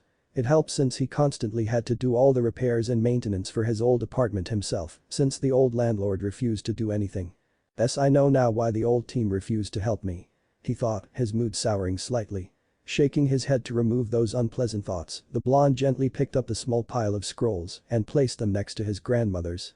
Looking back at the letter, the blonde once again bit, then swiped his thumb across the bottom, this time unlocking his mother's seal. With a much smaller poof of smoke, another letter, a small piece of paper, and a scroll appeared resting on the table. Picking up the letter, the blonde opened it to find another letter written in the same scrawling hand as the first. Dear Sachi. I know I don't have a lot to pass on to you since mom and dad handed down most of the bloodline specific stuff, but I've got a few things to tell you. Since you inherited both the Uchida and Kurosaki bloodlines, your chakra reserves will be nearly limitless, considering you've got the Kurosaki clan's immense reservoir and the Ishida's quick regeneration. You've also probably inherited both a strong lightning and water affinity as well. Just to make sure, I included a piece of chakra paper with this scroll as well. Just channel some chakra into it, and depending on how the paper reacts, it will show you your elemental alignment. If it burns, you have fire, crumbles, you have earth, splits, you have air, gets wet, you have water, and if it crinkles, you have lightning. Now I have included one other thing with this scroll. It's a scroll filled with the designs for a special uniform I had made. It combines elements of both the Kurosaki and Uchida clans uniforms. Now you don't have to wear it, but it would mean so much to your poor deceased mother if you did. If you decide to wear them, just go to the Urahara shop in town and give the scroll to Mr. Urahara. He's an old friend of mine since I was little, and I know he'll treat you right, fox or no fox. There's a map to the shop at the bottom of this letter. Stay safe, my little maelstrom. Your loving K-san, Kashina Kurosaki Ishida. I great guilt trip, mom. Sighed out our blonde hero before he looked at the picture of his mother standing between her parents. At least it looks pretty cool. Stated the blonde with a soft smile. Truthfully, Naruto would have worn it even if she hadn't applied the guilt trip. It would be another way to feel linked to his family. I hope you're right about this Urahara guy, mom. I'll find out tomorrow. He whispered gently before placing the scroll with the ones his grandparents left him before picking up the chakra paper. Channeling as much chakra as he could into the small piece of paper, the blonde watched as it split down the middle before one half became wet and the other started crinkling. The blonde let out a low whistle. Well, I know where I got water and lightning, but where the hell did I get wind? Asked our blonde hero curiously before his attention turned to the letter his mom had left him and the final seal. Could it be? The blonde's voice trailed off a bit before he bit and swiped his thumb a final time over his father's seal. Several scrolls and a letter appeared in a poof of smoke. Picking up the letter, the blonde began to read slowly, the handwriting strong but slightly sloppy. Dear Sachi. This is your old man. I know you want to know who I am, but I'm afraid that you're just going to have to wait until you hit chunin to find out. Even if I can't tell you who I am right now, I want you to know that I love you with all my heart. I'm writing this letter as I prepare to go fight the Kikbi. I hope that the yondaime is right and your mother is wrong for once about the way the villagers will treat you. I sincerely do from the bottom of my soul. Now with this letter I've included several other scrolls. One contains a large number of wind jutsu.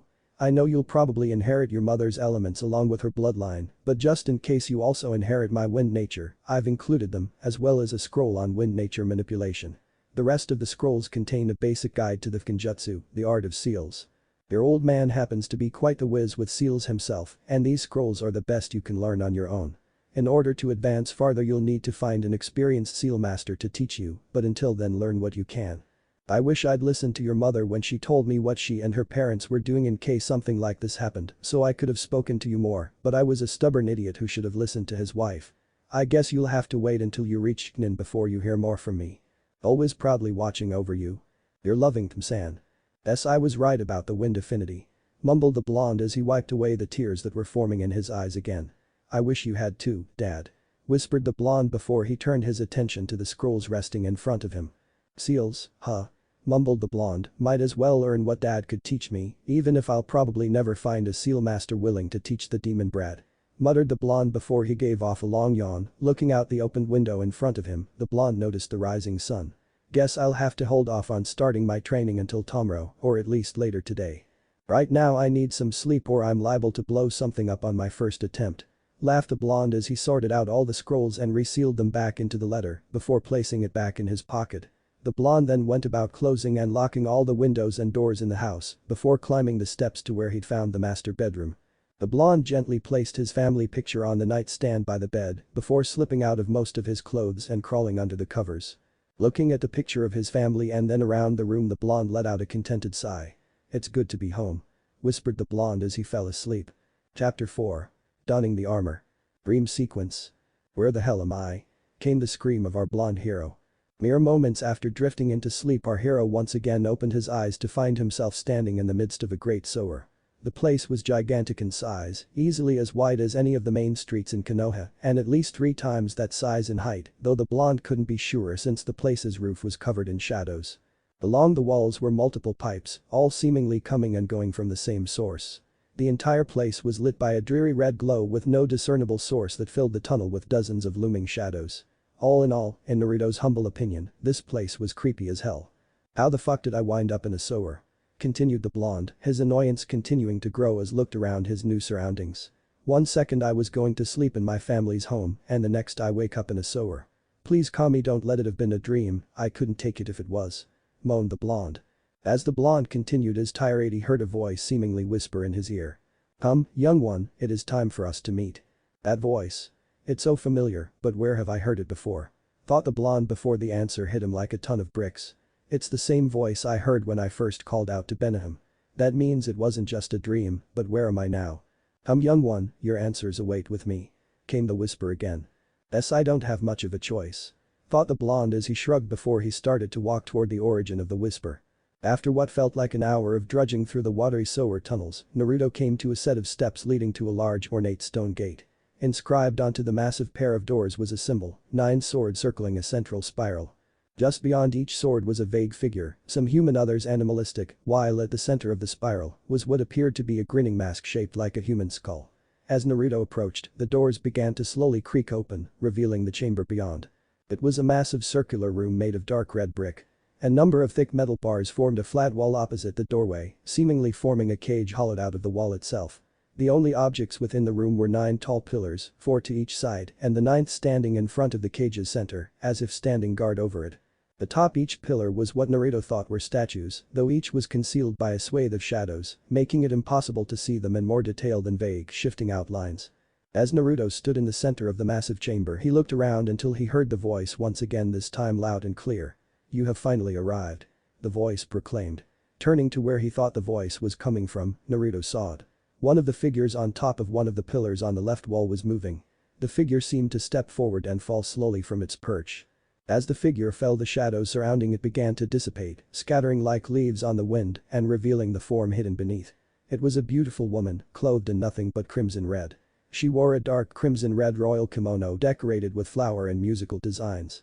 Her lips were shaded a dark crimson as well, while her eyes glowed a lighter shade and were only augmented by the dark crimson eyeshadow she wore. Her hair was long and flowing, reaching down to hover just above her feet and was colored a fiery crimson red. The only thing about the woman not decorated by the crimson coloring was her skin, which was pale and smooth. A single word floated into our blonde hero's mind as he recognized the figure. Benham. He whispered in soft shock. The sword spirit chuckled softly. You are correct, my master. I am Benham, the first of your Zanpakuto spirits. Her rich musical voice seemingly echoing in the vast chamber. Where are we? Questioned the blonde. This place has many names, the inner world, the mindscape, some even call it the subconscious, but its name is meaningless. This is the place where we reside, a reflection of your own mind and soul. She answered simply. We? Asked Naruto. He remembered his Obsen's letter. You mean I have more than one Zanpakuto? Questioned the blonde excitedly. Correct, you hold 9 of us. Though whether or not all of us will contact you is wholly dependent on your own actions. Answered Benham. The reason you are here now is that one of us wishes to speak to you. Who? Questioned the blonde. That would be me, Kit. Said a voice from behind the blonde. It was sharp and slightly raspy, but still seemed to boom with power. Turning, the blonde's eyes locked on the pillar before the cage.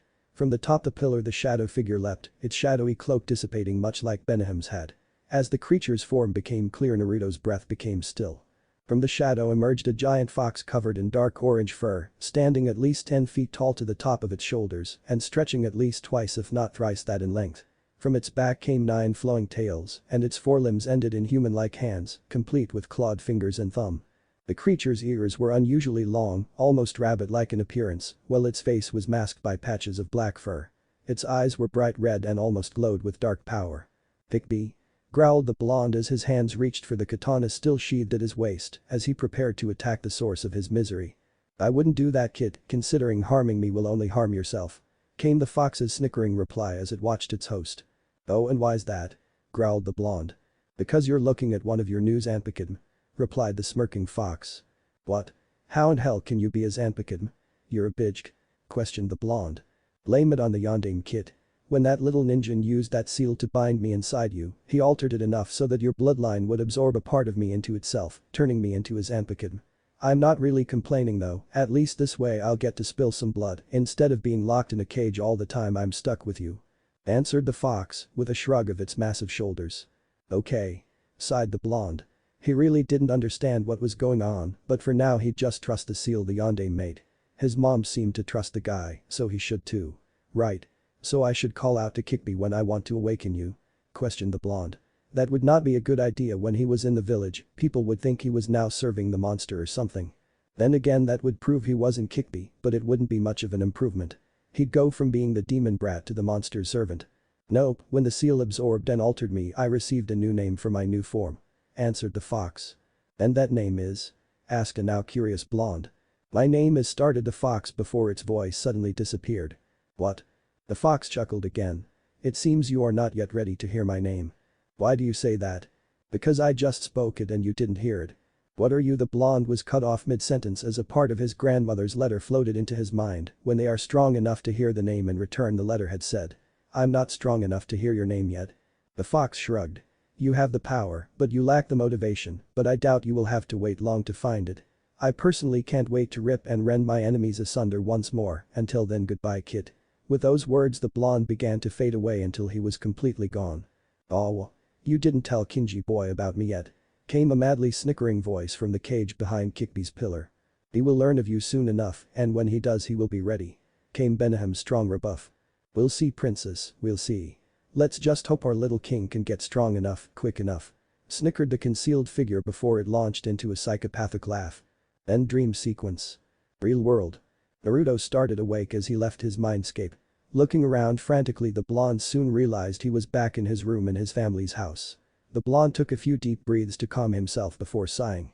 "That was either the freakiest dream ever or my life's going to keep getting more complicated," mumbled the blonde as he stood up and got out of bed. Looking out of a nearby window, the blonde noted the sun was pretty high in the sky, just starting on its downward slope, meaning it was about 1 or 2 in the afternoon. He'd crawled into bed at about 6 or 7 in the morning, just as the sun was rising, meaning he'd gotten anywhere between 6 and 8 hours of sleep. "It's too late to start training today, but I don't want to just waste it. I know, I'll visit that Urahara shop mom told me about in her letter," decided the blonde. He'd gone to bed with his clothes on, only discarding his jacket and trousers onto the floor, so he didn't need to change. He made a mental note to send a few clones to gather most of his stuff from his old apartment before gathering his things to heading out. He placed his mother's letter in one of his pockets while slipping his sword in the beltline of his pants. It wasn't a perfect fit, but it would do until he could get some new clothes. Hopefully this Urahara guy would be able to help him with the rest of his clothing as well. While the blonde liked the color orange, he knew it wasn't exactly a ninja color. It took the blonde nearly an hour to find the place, and when he did he was less than impressed. The place looked pretty average to the blonde, a squat 2-story building with a green tiled roof with a wooden shed attached to one side and a large plain white sign over the front of the door that had Urahara shop printed on it in large black kanji. It looked like just another general store from the outside. Taking in a deep breath, the blonde slid the door open and walked inside. Inside the shop was just the same as the outside, quite ordinary. The shelves were lined with most of the common goods, groceries and whatnot. As the blonde walked around he heard a soft voice speak up. "You excuse me?" Turning, the blonde soon caught sight of the speaker, a young girl who looked no older than 10 or so. She had long dark black hair tinted with purple that was parted down the middle, including a rather long pair of strands that went down the center of her face and parted around her nose and framed her face, while the rest was held up in a pair of pigtails held by pink ties. Her eyes were a deep purple in color and quite large, and her cheeks were slightly colored with a constant blush. She wore a white shirt with the Urahara logo on the front and a knee-length pink skirt with white polka dots. "Can I help you with something?" she asked softly. Naruto smiled softly. The blonde had always had a soft spot for kids, mostly because they never glared at him like the adults. Before he could respond, a loud voice broke in. "What are you doing, idiot? You're supposed to show the customer any specials we have." The newest speaker was a young boy, about the girl's age though slightly younger. He had bright red hair that was kept short and seemed to flow back against his scalp. He had small, beady black eyes that had a slight slant and thin red eyebrows, all combined to give him a constantly angry look. He also wore a white short-sleeved shirt with the same design as the girl's and blue pants that went down 3/4 of the way before being turned up. He was carrying a broom over his shoulder. "I'm sorry Jinta," apologized the girl, "but I just met him and was giving a greeting." "That's no excuse, Ururu," responded the boy, shoving the bristles of the broom into the girl's face. An action that both the now identified Ururu and Naruto didn't like. Naruto had always hated bullies, a side effect of being on the constant receiving end of bullying himself when he first started the academy, and he wasn't one to let it happen right in front him. The blonde stormed over to the preoccupied redhead, raised his hand, and smack. "Ow." Bopped the small boy right on the head. "Ow. Oh oh oh." What the hell was that for you runty bastard? Growled the enraged Jinta as he rubbed the lump that was now appearing on his head. That was for picking on a girl, you little brat. Responded the blonde, a tick mark already forming from the runty comment. Didn't anyone ever teach you it's not right for boys to pick on girls? Naruto Uzamaki, ladies and gents, last of the true gentlemen. Shut up. I'm the boss around here and I can do whatever I want. Roared the diminutive redhead, enraged at being scolded. Oh really, I had no idea you had such a lofty position in this shop, Jinta. I suppose I'll have to adjust your next paycheck accordingly. Particularly if you keep slacking off on your own jobs to pick on Yoru, came a new voice, this one thick and stern. Suddenly appearing behind and overshadowing the young redhead was a new figure. He was tall, easily 6'5", maybe even 6'6", and very well muscled, though without appearing bulky. He had dark black hair worn in cornrows connected to a pair of long sideburns and a large handlebar mustache. He wore a pair of thick box-rimmed glasses covering his eyes, had thick eyebrows, and his skin was lightly tanned. He was dressed in a white, sleeveless shirt, dark gray pants, and a blue and gold apron. At the sight of the imposing man, Jinta began to stutter and quickly ran off. Turning his attention to the blonde, the man seemed to study him for a moment. Naruto got ready for the large man to either run him out of the store or try to overcharge him, the usual reaction to this kind of situation. He was quite surprised when the man spoke to him quite politely, even friendly. Hello, young man. My name is Tessai Tsukubishi. Is there anything I can help you with today? A little surprised by the friendly greeting, Naruto fumbled for a second before reaching into a pocket and pulling out the letter his mom had told him to give to Mr. Urahara. I was supposed to give this letter to a Mr. Urahara. This is his store, right? Asked the blonde nervously. It is. May I see the letter? Responded Tessai. The blonde nodded and handed the large man the letter. The man softly took the letter and opened it for a brief moment to scan it. His eyebrows rose slightly as he finished reading before he studied Naruto for a moment. I see. Please wait here for a moment while I deliver this to Mr. Urahara. Yoru, please look after our guest for a moment. But that the giant turned and walked back into the store. Naruto stood and waited for a moment before the young girl spoke up. Thank you for helping me earlier, no one's ever stood up for me like that before. She stated softly, her eyes never leaving her feet. Naruto gave the girl a warm grin before reaching down and patting her head affectionately. No problem, if the little baka gives you any trouble again, just let me know. A small conversation between the two was cut short as the door in the back of the shop opened again, revealing Tessai standing next to another man. He was tall, though nowhere near as large as Tessai, with messy, light blonde hair and gray eyes. He appeared to be in his early 40s. He was dressed in a set of dark green pants and a matching shirt, over which he wore a dark black coat with a white diamond pattern over the bottom half. He also wore a pair of traditional wooden jeta and a bucket hat similar to the one his mom had worn, only his was patterned in strands of green and white instead of black and blue. In his offhand the man carried a short cane, while the other carried a small folding fan. The new man walked in and stared at Naruto for a moment with a calculative expression, before reaching out a hand and ruffling the blonde spiky hair affectionately. So you must be little Naruto-chan. You've certainly got your mother's face, though you did inherit your grandfather's eyes. Stated the man with a goofy grin. Thanks. Responded the blonde, not sure how to deal with the affectionate greeting. So you knew my okay-san? He asked. Yes I did. He said smiling. Your mother was someone very dear to me, like family even. Agreed the man with his grin growing. Now if that letter means anything, I guess you're here for some new clothes. He asked. Yeah, but this place looks more like a general store than a clothing shop. Answered the blonde as he looked around. It is, mostly, but I do some private jobs for friends and good customers, which both you and your mother qualify as. He said happily as he took the blonde by the wrist and lead him into the back. Now I know you want the uniform your mother had detailed in the scrolls, but was there anything else you wanted? Well, I was hoping to get some other clothes too. Almost everything I have as well, he indicated his orange jumpsuit. Body, ragged, orange, old, suicidally bright. Offered Urahara with a slight chuckle. Yeah, I've wanted something new for a while, but offered the blonde. Too many people can't see past your whiskered roommate. Finished Urahara. Yeah. Agreed the blonde dejectedly. Well, you certainly don't have to worry about that here. Your mother was a very precious person to me, and it'll take more than an oversized, super-powered fur coat to scare me away from her baby boy. Stated the grinning Urahara, putting a comforting hand on the blonde's shoulder before pushing him toward a room. Now come on, we've got measurements to take, and please remove your jacket, I won't be able to take any good measurements with that bulky thing on. Naruto nodded his head as he entered the room and began removing his orange jacket, leaving on his black short-sleeved undershirt. As the blonde did as instructed, he asked, how exactly did you know my okay-san, Urahara-san? Please call me Kisuke. As for how I know your mother, well Tessai and I are both refugees from Yuzu, and when we arrived in Konoha your mother and grandparents helped us out quite a bit. Started Urahara as he gathered a measuring tape and other supplies. Really? I didn't think there were any other survivors from Yuzu around, especially after what Mom's letters said about the Civil War and then the Third Great War. Well, there's not too many of us, a few families at most, but we're still around. Me, Tessai, and another of our house guests are actually related to the Kurosaki clan, and the only other refugee I know really well who's related to either of your clans is Riken, a relative of the Ishida clan. If you ever want to learn more about the Ishida part of your heritage, I'd suggest you go see him. He works as one of the main directors over at the hospital. So that means we're related? Asked Naruto curiously. Yup, though probably pretty distantly. Answered Urahara. Why do you say that? Because I'm actually a bit older than the Sandaime, making me old enough to be your grandfather. Answered Urahara with a smirk. Really? Questioned a shocked Naruto. But how? You forget about a part of the Kurosaki clan's Kekkei Genkai, an extended lifespan. Even those without a Zanpakuto can live to be well into their hundreds. Answered Kisuke plainly before he took a look at the sword tucked into Naruto's belt.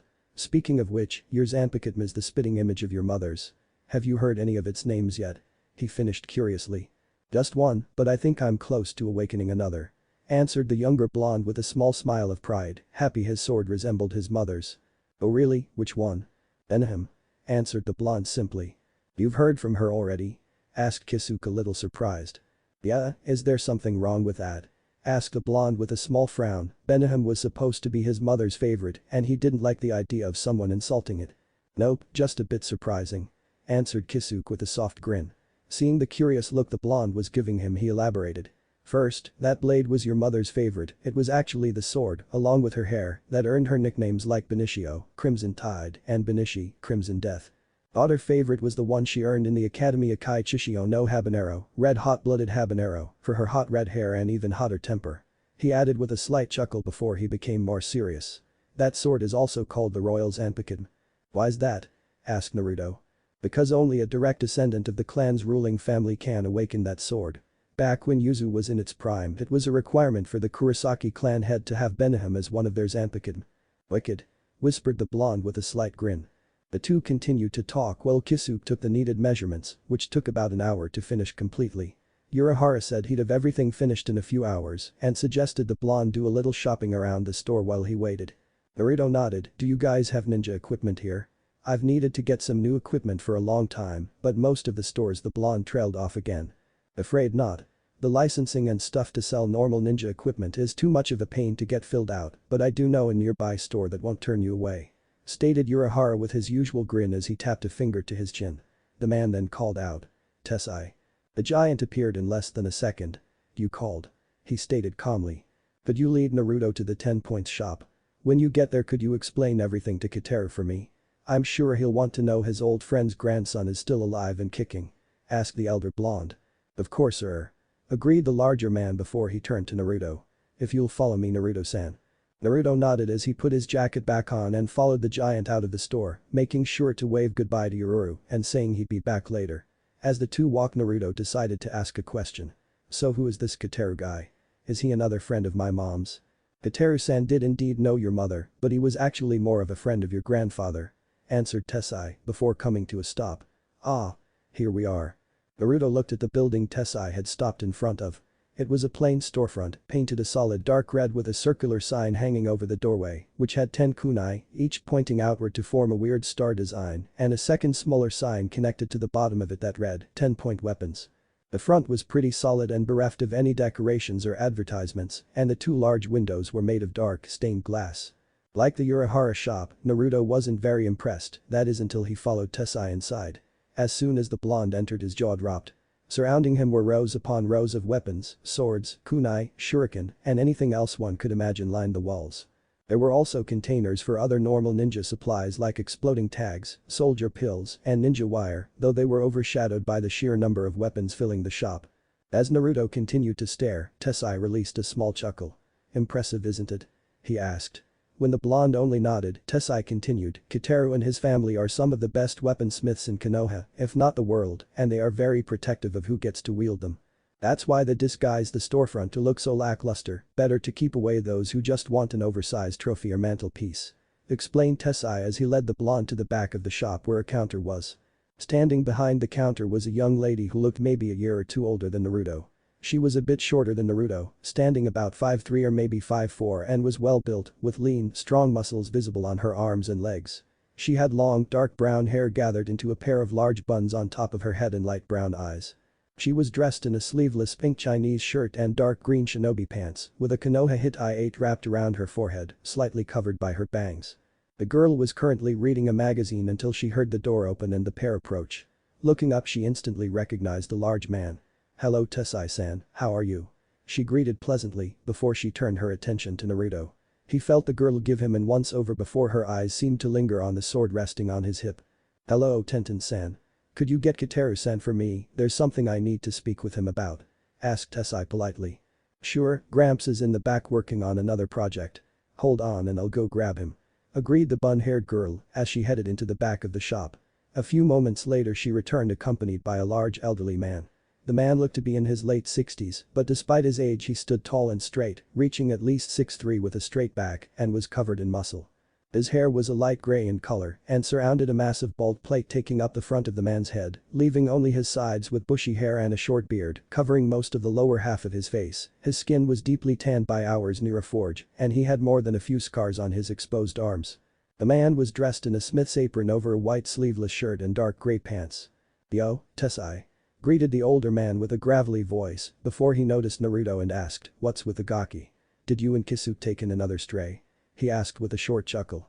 "Not exactly Kitaru-san," answered Tessai before he spoke to Tenten. "Naruto here is in need of some new equipment. Would you mind helping him with his shopping while your grandfather and I talk?" Tenten looked at the larger man before shrugging. "I guess so." Before she walked over to Naruto and indicated for him to follow her. As the two walked, Tenten asked, "So what exactly are you looking for?" "A bit of everything really. The owner of the store I usually shop at has been less than nice to me, so I haven't been able to restock on my equipment for a long time, and since I just graduated from the academy, I figured I needed to restock on all the essentials," answered the blonde. Tenten nodded her head and started to lead him around the shop, explaining some of the products as they walked. When they were just about finished she asked him another question, "That's a really nice katana you have on you. Where'd you get it?" Naruto stopped for a minute. "How do I explain I materialized a sword out of my chakra?" He thought to himself before he answered. "It's part of my family's bloodline, it's my Zanpakuto," he answered shortly, which caused the girl to instantly stop. "Why you have a Zanpakuto?" she asked hesitantly. Naruto nodded. "Which means you're from the Kurosaki clan?" questioned the girl again. Naruto nodded again. "But I thought the last member of that clan was Kushina Uzamaki." "She was my mother," answered Naruto before he responded. "How do you know about her and my clan?" he asked curiously. "My gramps told me about them. About how each member of the Kurosaki clan was a natural swordsman and the Ishida were natural archers. How the Kurosaki's swords could change shape and gain amazing powers, and how the Ishida could manifest their bows and other weapons out of pure chakra with unique abilities," she stated with a bit of awe in her voice. "That sounds about right," agreed the blonde, blushing a little at all the attention. "Prove it," the girl suddenly demanded. "Excuse me?" asked a curious blonde. "Prove that you're really Kushina's son. I mean if you are you can either make a chakra bow or change your sword's shape." Seeing Naruto's skeptic look she gave him her best puppy dog eyes. "Please I really want to see it," she pleaded. Naruto blushed at the eyes. "Fine." He reluctantly agreed. "Which do you want to see first, the blade or the bow?" he asked. Tenten though for a minute before deciding. "Bow, I want to see the sword last." Naruto shrugged and held out his arm with the Quincy cross attached and channeled a little chakra into it. Instantly, the giant bow made of blue-white chakra came into existence, the handle clenched securely in his hand. Tenten breathed out a brief wow. As she studied the massive chakra with wide eyes. "What's it called?" she asked quietly as she studied the bow. Naruto was about to answer that he didn't know until a brief voice seemed to echo in the back of his head. Deciding to trust the voice he answered Kajajaku, Spiral Sparrow. "It's not fully formed yet, I still need to do some more training to get it complete." "What do you mean complete?" "From what my grandfather's letter told me, the bow isn't fully formed until it takes a solid shape. To do that I need to do some intense training," answered the blonde as he let the bow fade. "When you do, can you show it to me?" asked a girl excitedly. Sure," agreed Naruto. "So how about the sword?" continued Tenten, her excitement still growing. Naruto nodded his head and drew out his sword holding it out in front of him he proclaimed. "Sakebidasu, Benahem." Cry out, Crimson Princess. With that shout his sword was again enveloped in a bright flare of crimson light before revealing the blade's new form. Wow. Tenten breathed as she studied the blade, her face inches away from it and her eyes filled with stars. It's beautiful. The steel of the blade is perfectly tempered and forged, the blade is sharpened to perfection, its body is slim but still expertly strong, the decorative bend to the hilt is perfectly placed to help ensure it doesn't interfere with the grip. And the U-guard is thick enough to prevent the hand from slipping onto the blade without interfering with the sword's movements. The girl continued to rant on and on as she studied the sword. This girl is obsessed. Was Naruto's slightly panicked thoughts as he watched Tenten. Benihem's a real beauty alright. He finally agreed, trying to stop the girl's rant. I can't wait to see what my other swords look like. He added as he sheathed the blade and it returned to its original form in a smaller flash. Other swords? Questioned a confused Tenten, a little disappointed that Naruto had sheathed the sword already. Yeah, a part of the Kurosaki bloodline is that each Zanpakuto can have multiple forms. I personally know mine has at least one other and I'm working on unlocking it. According to my grandmother's letter the most a sword can have is 9 forms. He explained, only to stop dead when he saw the girl was giving him another dosage of the puppy dog eyes technique, this time larger and stronger than before. Please you have to promise to come back if you awaken any others and show them to me. Pretty please. The weapons enthusiast nearly begged. Sure Tenten-san, I promise. He assured her. Yahoo! She cheered before leading Naruto back to the front. Gramps guess what? This guy's Kushina's son. She told her grandfather excitedly. So I've heard. Nodded the older man before he looked at the young blonde. You got your mom's and grandma's face kid, not to mention your granddad's baby blues. Don't know where you got the hair from though, probably your old man. I wouldn't be so sure. The Kurosaki clan was very diverse when it came to physical appearance. I knew main branch Kurosaks with blonde, black, silver, orange, and even one with pink hair back before Yuzu fell. Tessai interrupted. Kitaru just shrugged. Tessai said you were a good friend of my grandfather. Asked the blonde curiously as he laid his purchases on the counter. I sure was. Well more like a business partner really, though we were friends too. He would make that special silver of his and I'd shape it into anything he needed or buy it off of him to make it into weapons. Ah, it's been years since I've got to handle some good Ishida silver, that stuff was magical to work with. The old smith smiled wistfully as his eyes got a distant look. A moment later a curious look entered his eyes. You wouldn't happen to know how to make it, would you Squirt? My granddad left me the instructions to make it but I haven't got a chance to learn to yet. Answered the blonde. Well then, I'll make you the same deal I had with Uruk. You promise to sell any excess silver you make to me for a fair price and I'll make whatever tools you need at a good discount. Offered the man extending his hand. Deal. Agreed the blonde, shaking his hand. Glad to hear it. Now let's ring all this up. Since we made our deal you get a nice little discount off your purchase here as well. A few moments later the blonde and giant were heading back to the Urahara shop. He seemed like a nice person, though Tenten was a little bit obsessed with weapons. Observed the blonde. I gave a slight chuckle. I'm afraid it's a family trait. Kitaru is just as bad, only his obsession is with the materials he uses to forge weapons instead of the weapons themselves. He offered. Though I'd be careful around Tenten now, her obsession with your weapon might grow into something more. He finished with a slight smirk, barely visible beneath his giant mustache. Naruto blushed slightly at that. Tenten was pretty cute and if she became interested in him like that best not to think about it until the time comes. When the two returned to the Urahara shop, Tessai told Naruto that he should probably do any grocery shopping he needed to do while he went to check on Kisuke's progress. Naruto had agreed and Ururu had eagerly helped him picking out the best merchandise at the lowest cost. When the blonde had admitted he didn't know how to cook too well, the girl had disappeared for a minute before reappearing, carrying a book called 100 Simple, Tasty, and Filling Recipes which she offered to loan to the blonde. Naruto had thanked her and promised to return it later. After about a half hour of shopping the blonde was almost done when Tessai returned asking for him to come back to make sure everything fits. Naruto had agreed and handed his bag of purchases to the man to hold onto. A few minutes later Naruto was standing in the fitting room wearing what one could call a carbon copy of his mother's clothes. Loose black hakama pants with blue lines forming 4-sided crosses on his knees, his Zanpakuto sheathed in a dark blue obi wrapped around his waist, a tight white tunic shirt with a blue 8-point cross on the chest, and a loose black kimono jacket with the same blue cross designs on his elbows. Kisuke was smiling proudly. I have to admit this outfit has always been my proudest work, a blend of Yuzu's greatest clans into a beautiful new whole, just like your mother. But something's missing he finished rubbing his chin before he snapped his fingers.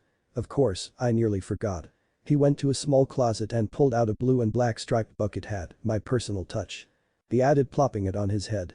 "So how do I look?" asked a blonde as he stared at himself in a mirror. Isuke gave him a thumbs up.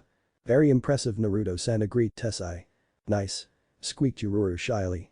"Like a runty monkey dressed in fancy clothes," was Jinta's remark before he got bopped by Kisuke. "You're very much your mother's son," came a new very deep voice. Naruto instantly scanned the room looking for the source of the new voice. To his surprise, the only other occupant besides himself and the Urahara shop crew was a black cat lounging in on a nearby window. "Who said that?" questioned the blonde. "I did, of course," responded the cat in the same deep voice. Naruto stared at the black cat for a moment, blinked a couple times before turning to the Urahara crew and asking, "Did that cat just talk?" The others nodded, while Kisuke offered. "Naruto, meet Yuruchi Shimen, the final resident of the Urahara shop." Naruto blinked again. "A talking cat is your other roommate?" he asked before adding. "How can a cat be related to the Kurosaki clan?" The cat actually began to laugh at that. "I'm not a cat, my boy, I just like looking like one. I'd be happy to show you my true form, though it may be a little surprising." With that, the cat erupted into an explosion of white smoke. When the smoke started to clear, in the cat's base stood a beautiful young woman in her early 20s. She was lean and well-muscled with proportions that would make most men drool, and she stood a slightly petite 5'2". She had long purple hair kept up in a ponytail, sharp features, and yellow cat-like eyes. What surprised the young blonde the most was the fact that she was butt naked. The blonde quickly collapsed in a massive nosebleed. The woman laughed heartily. "I love the faces people make when they see my real form. They always assume I'm a male because of the voice." She laughed, her voice was now husky purr instead of a deep bass. "Actually, Yuruchi-san, I believe it has more to do with your lack of clothing than your gender," pointed out Tessai.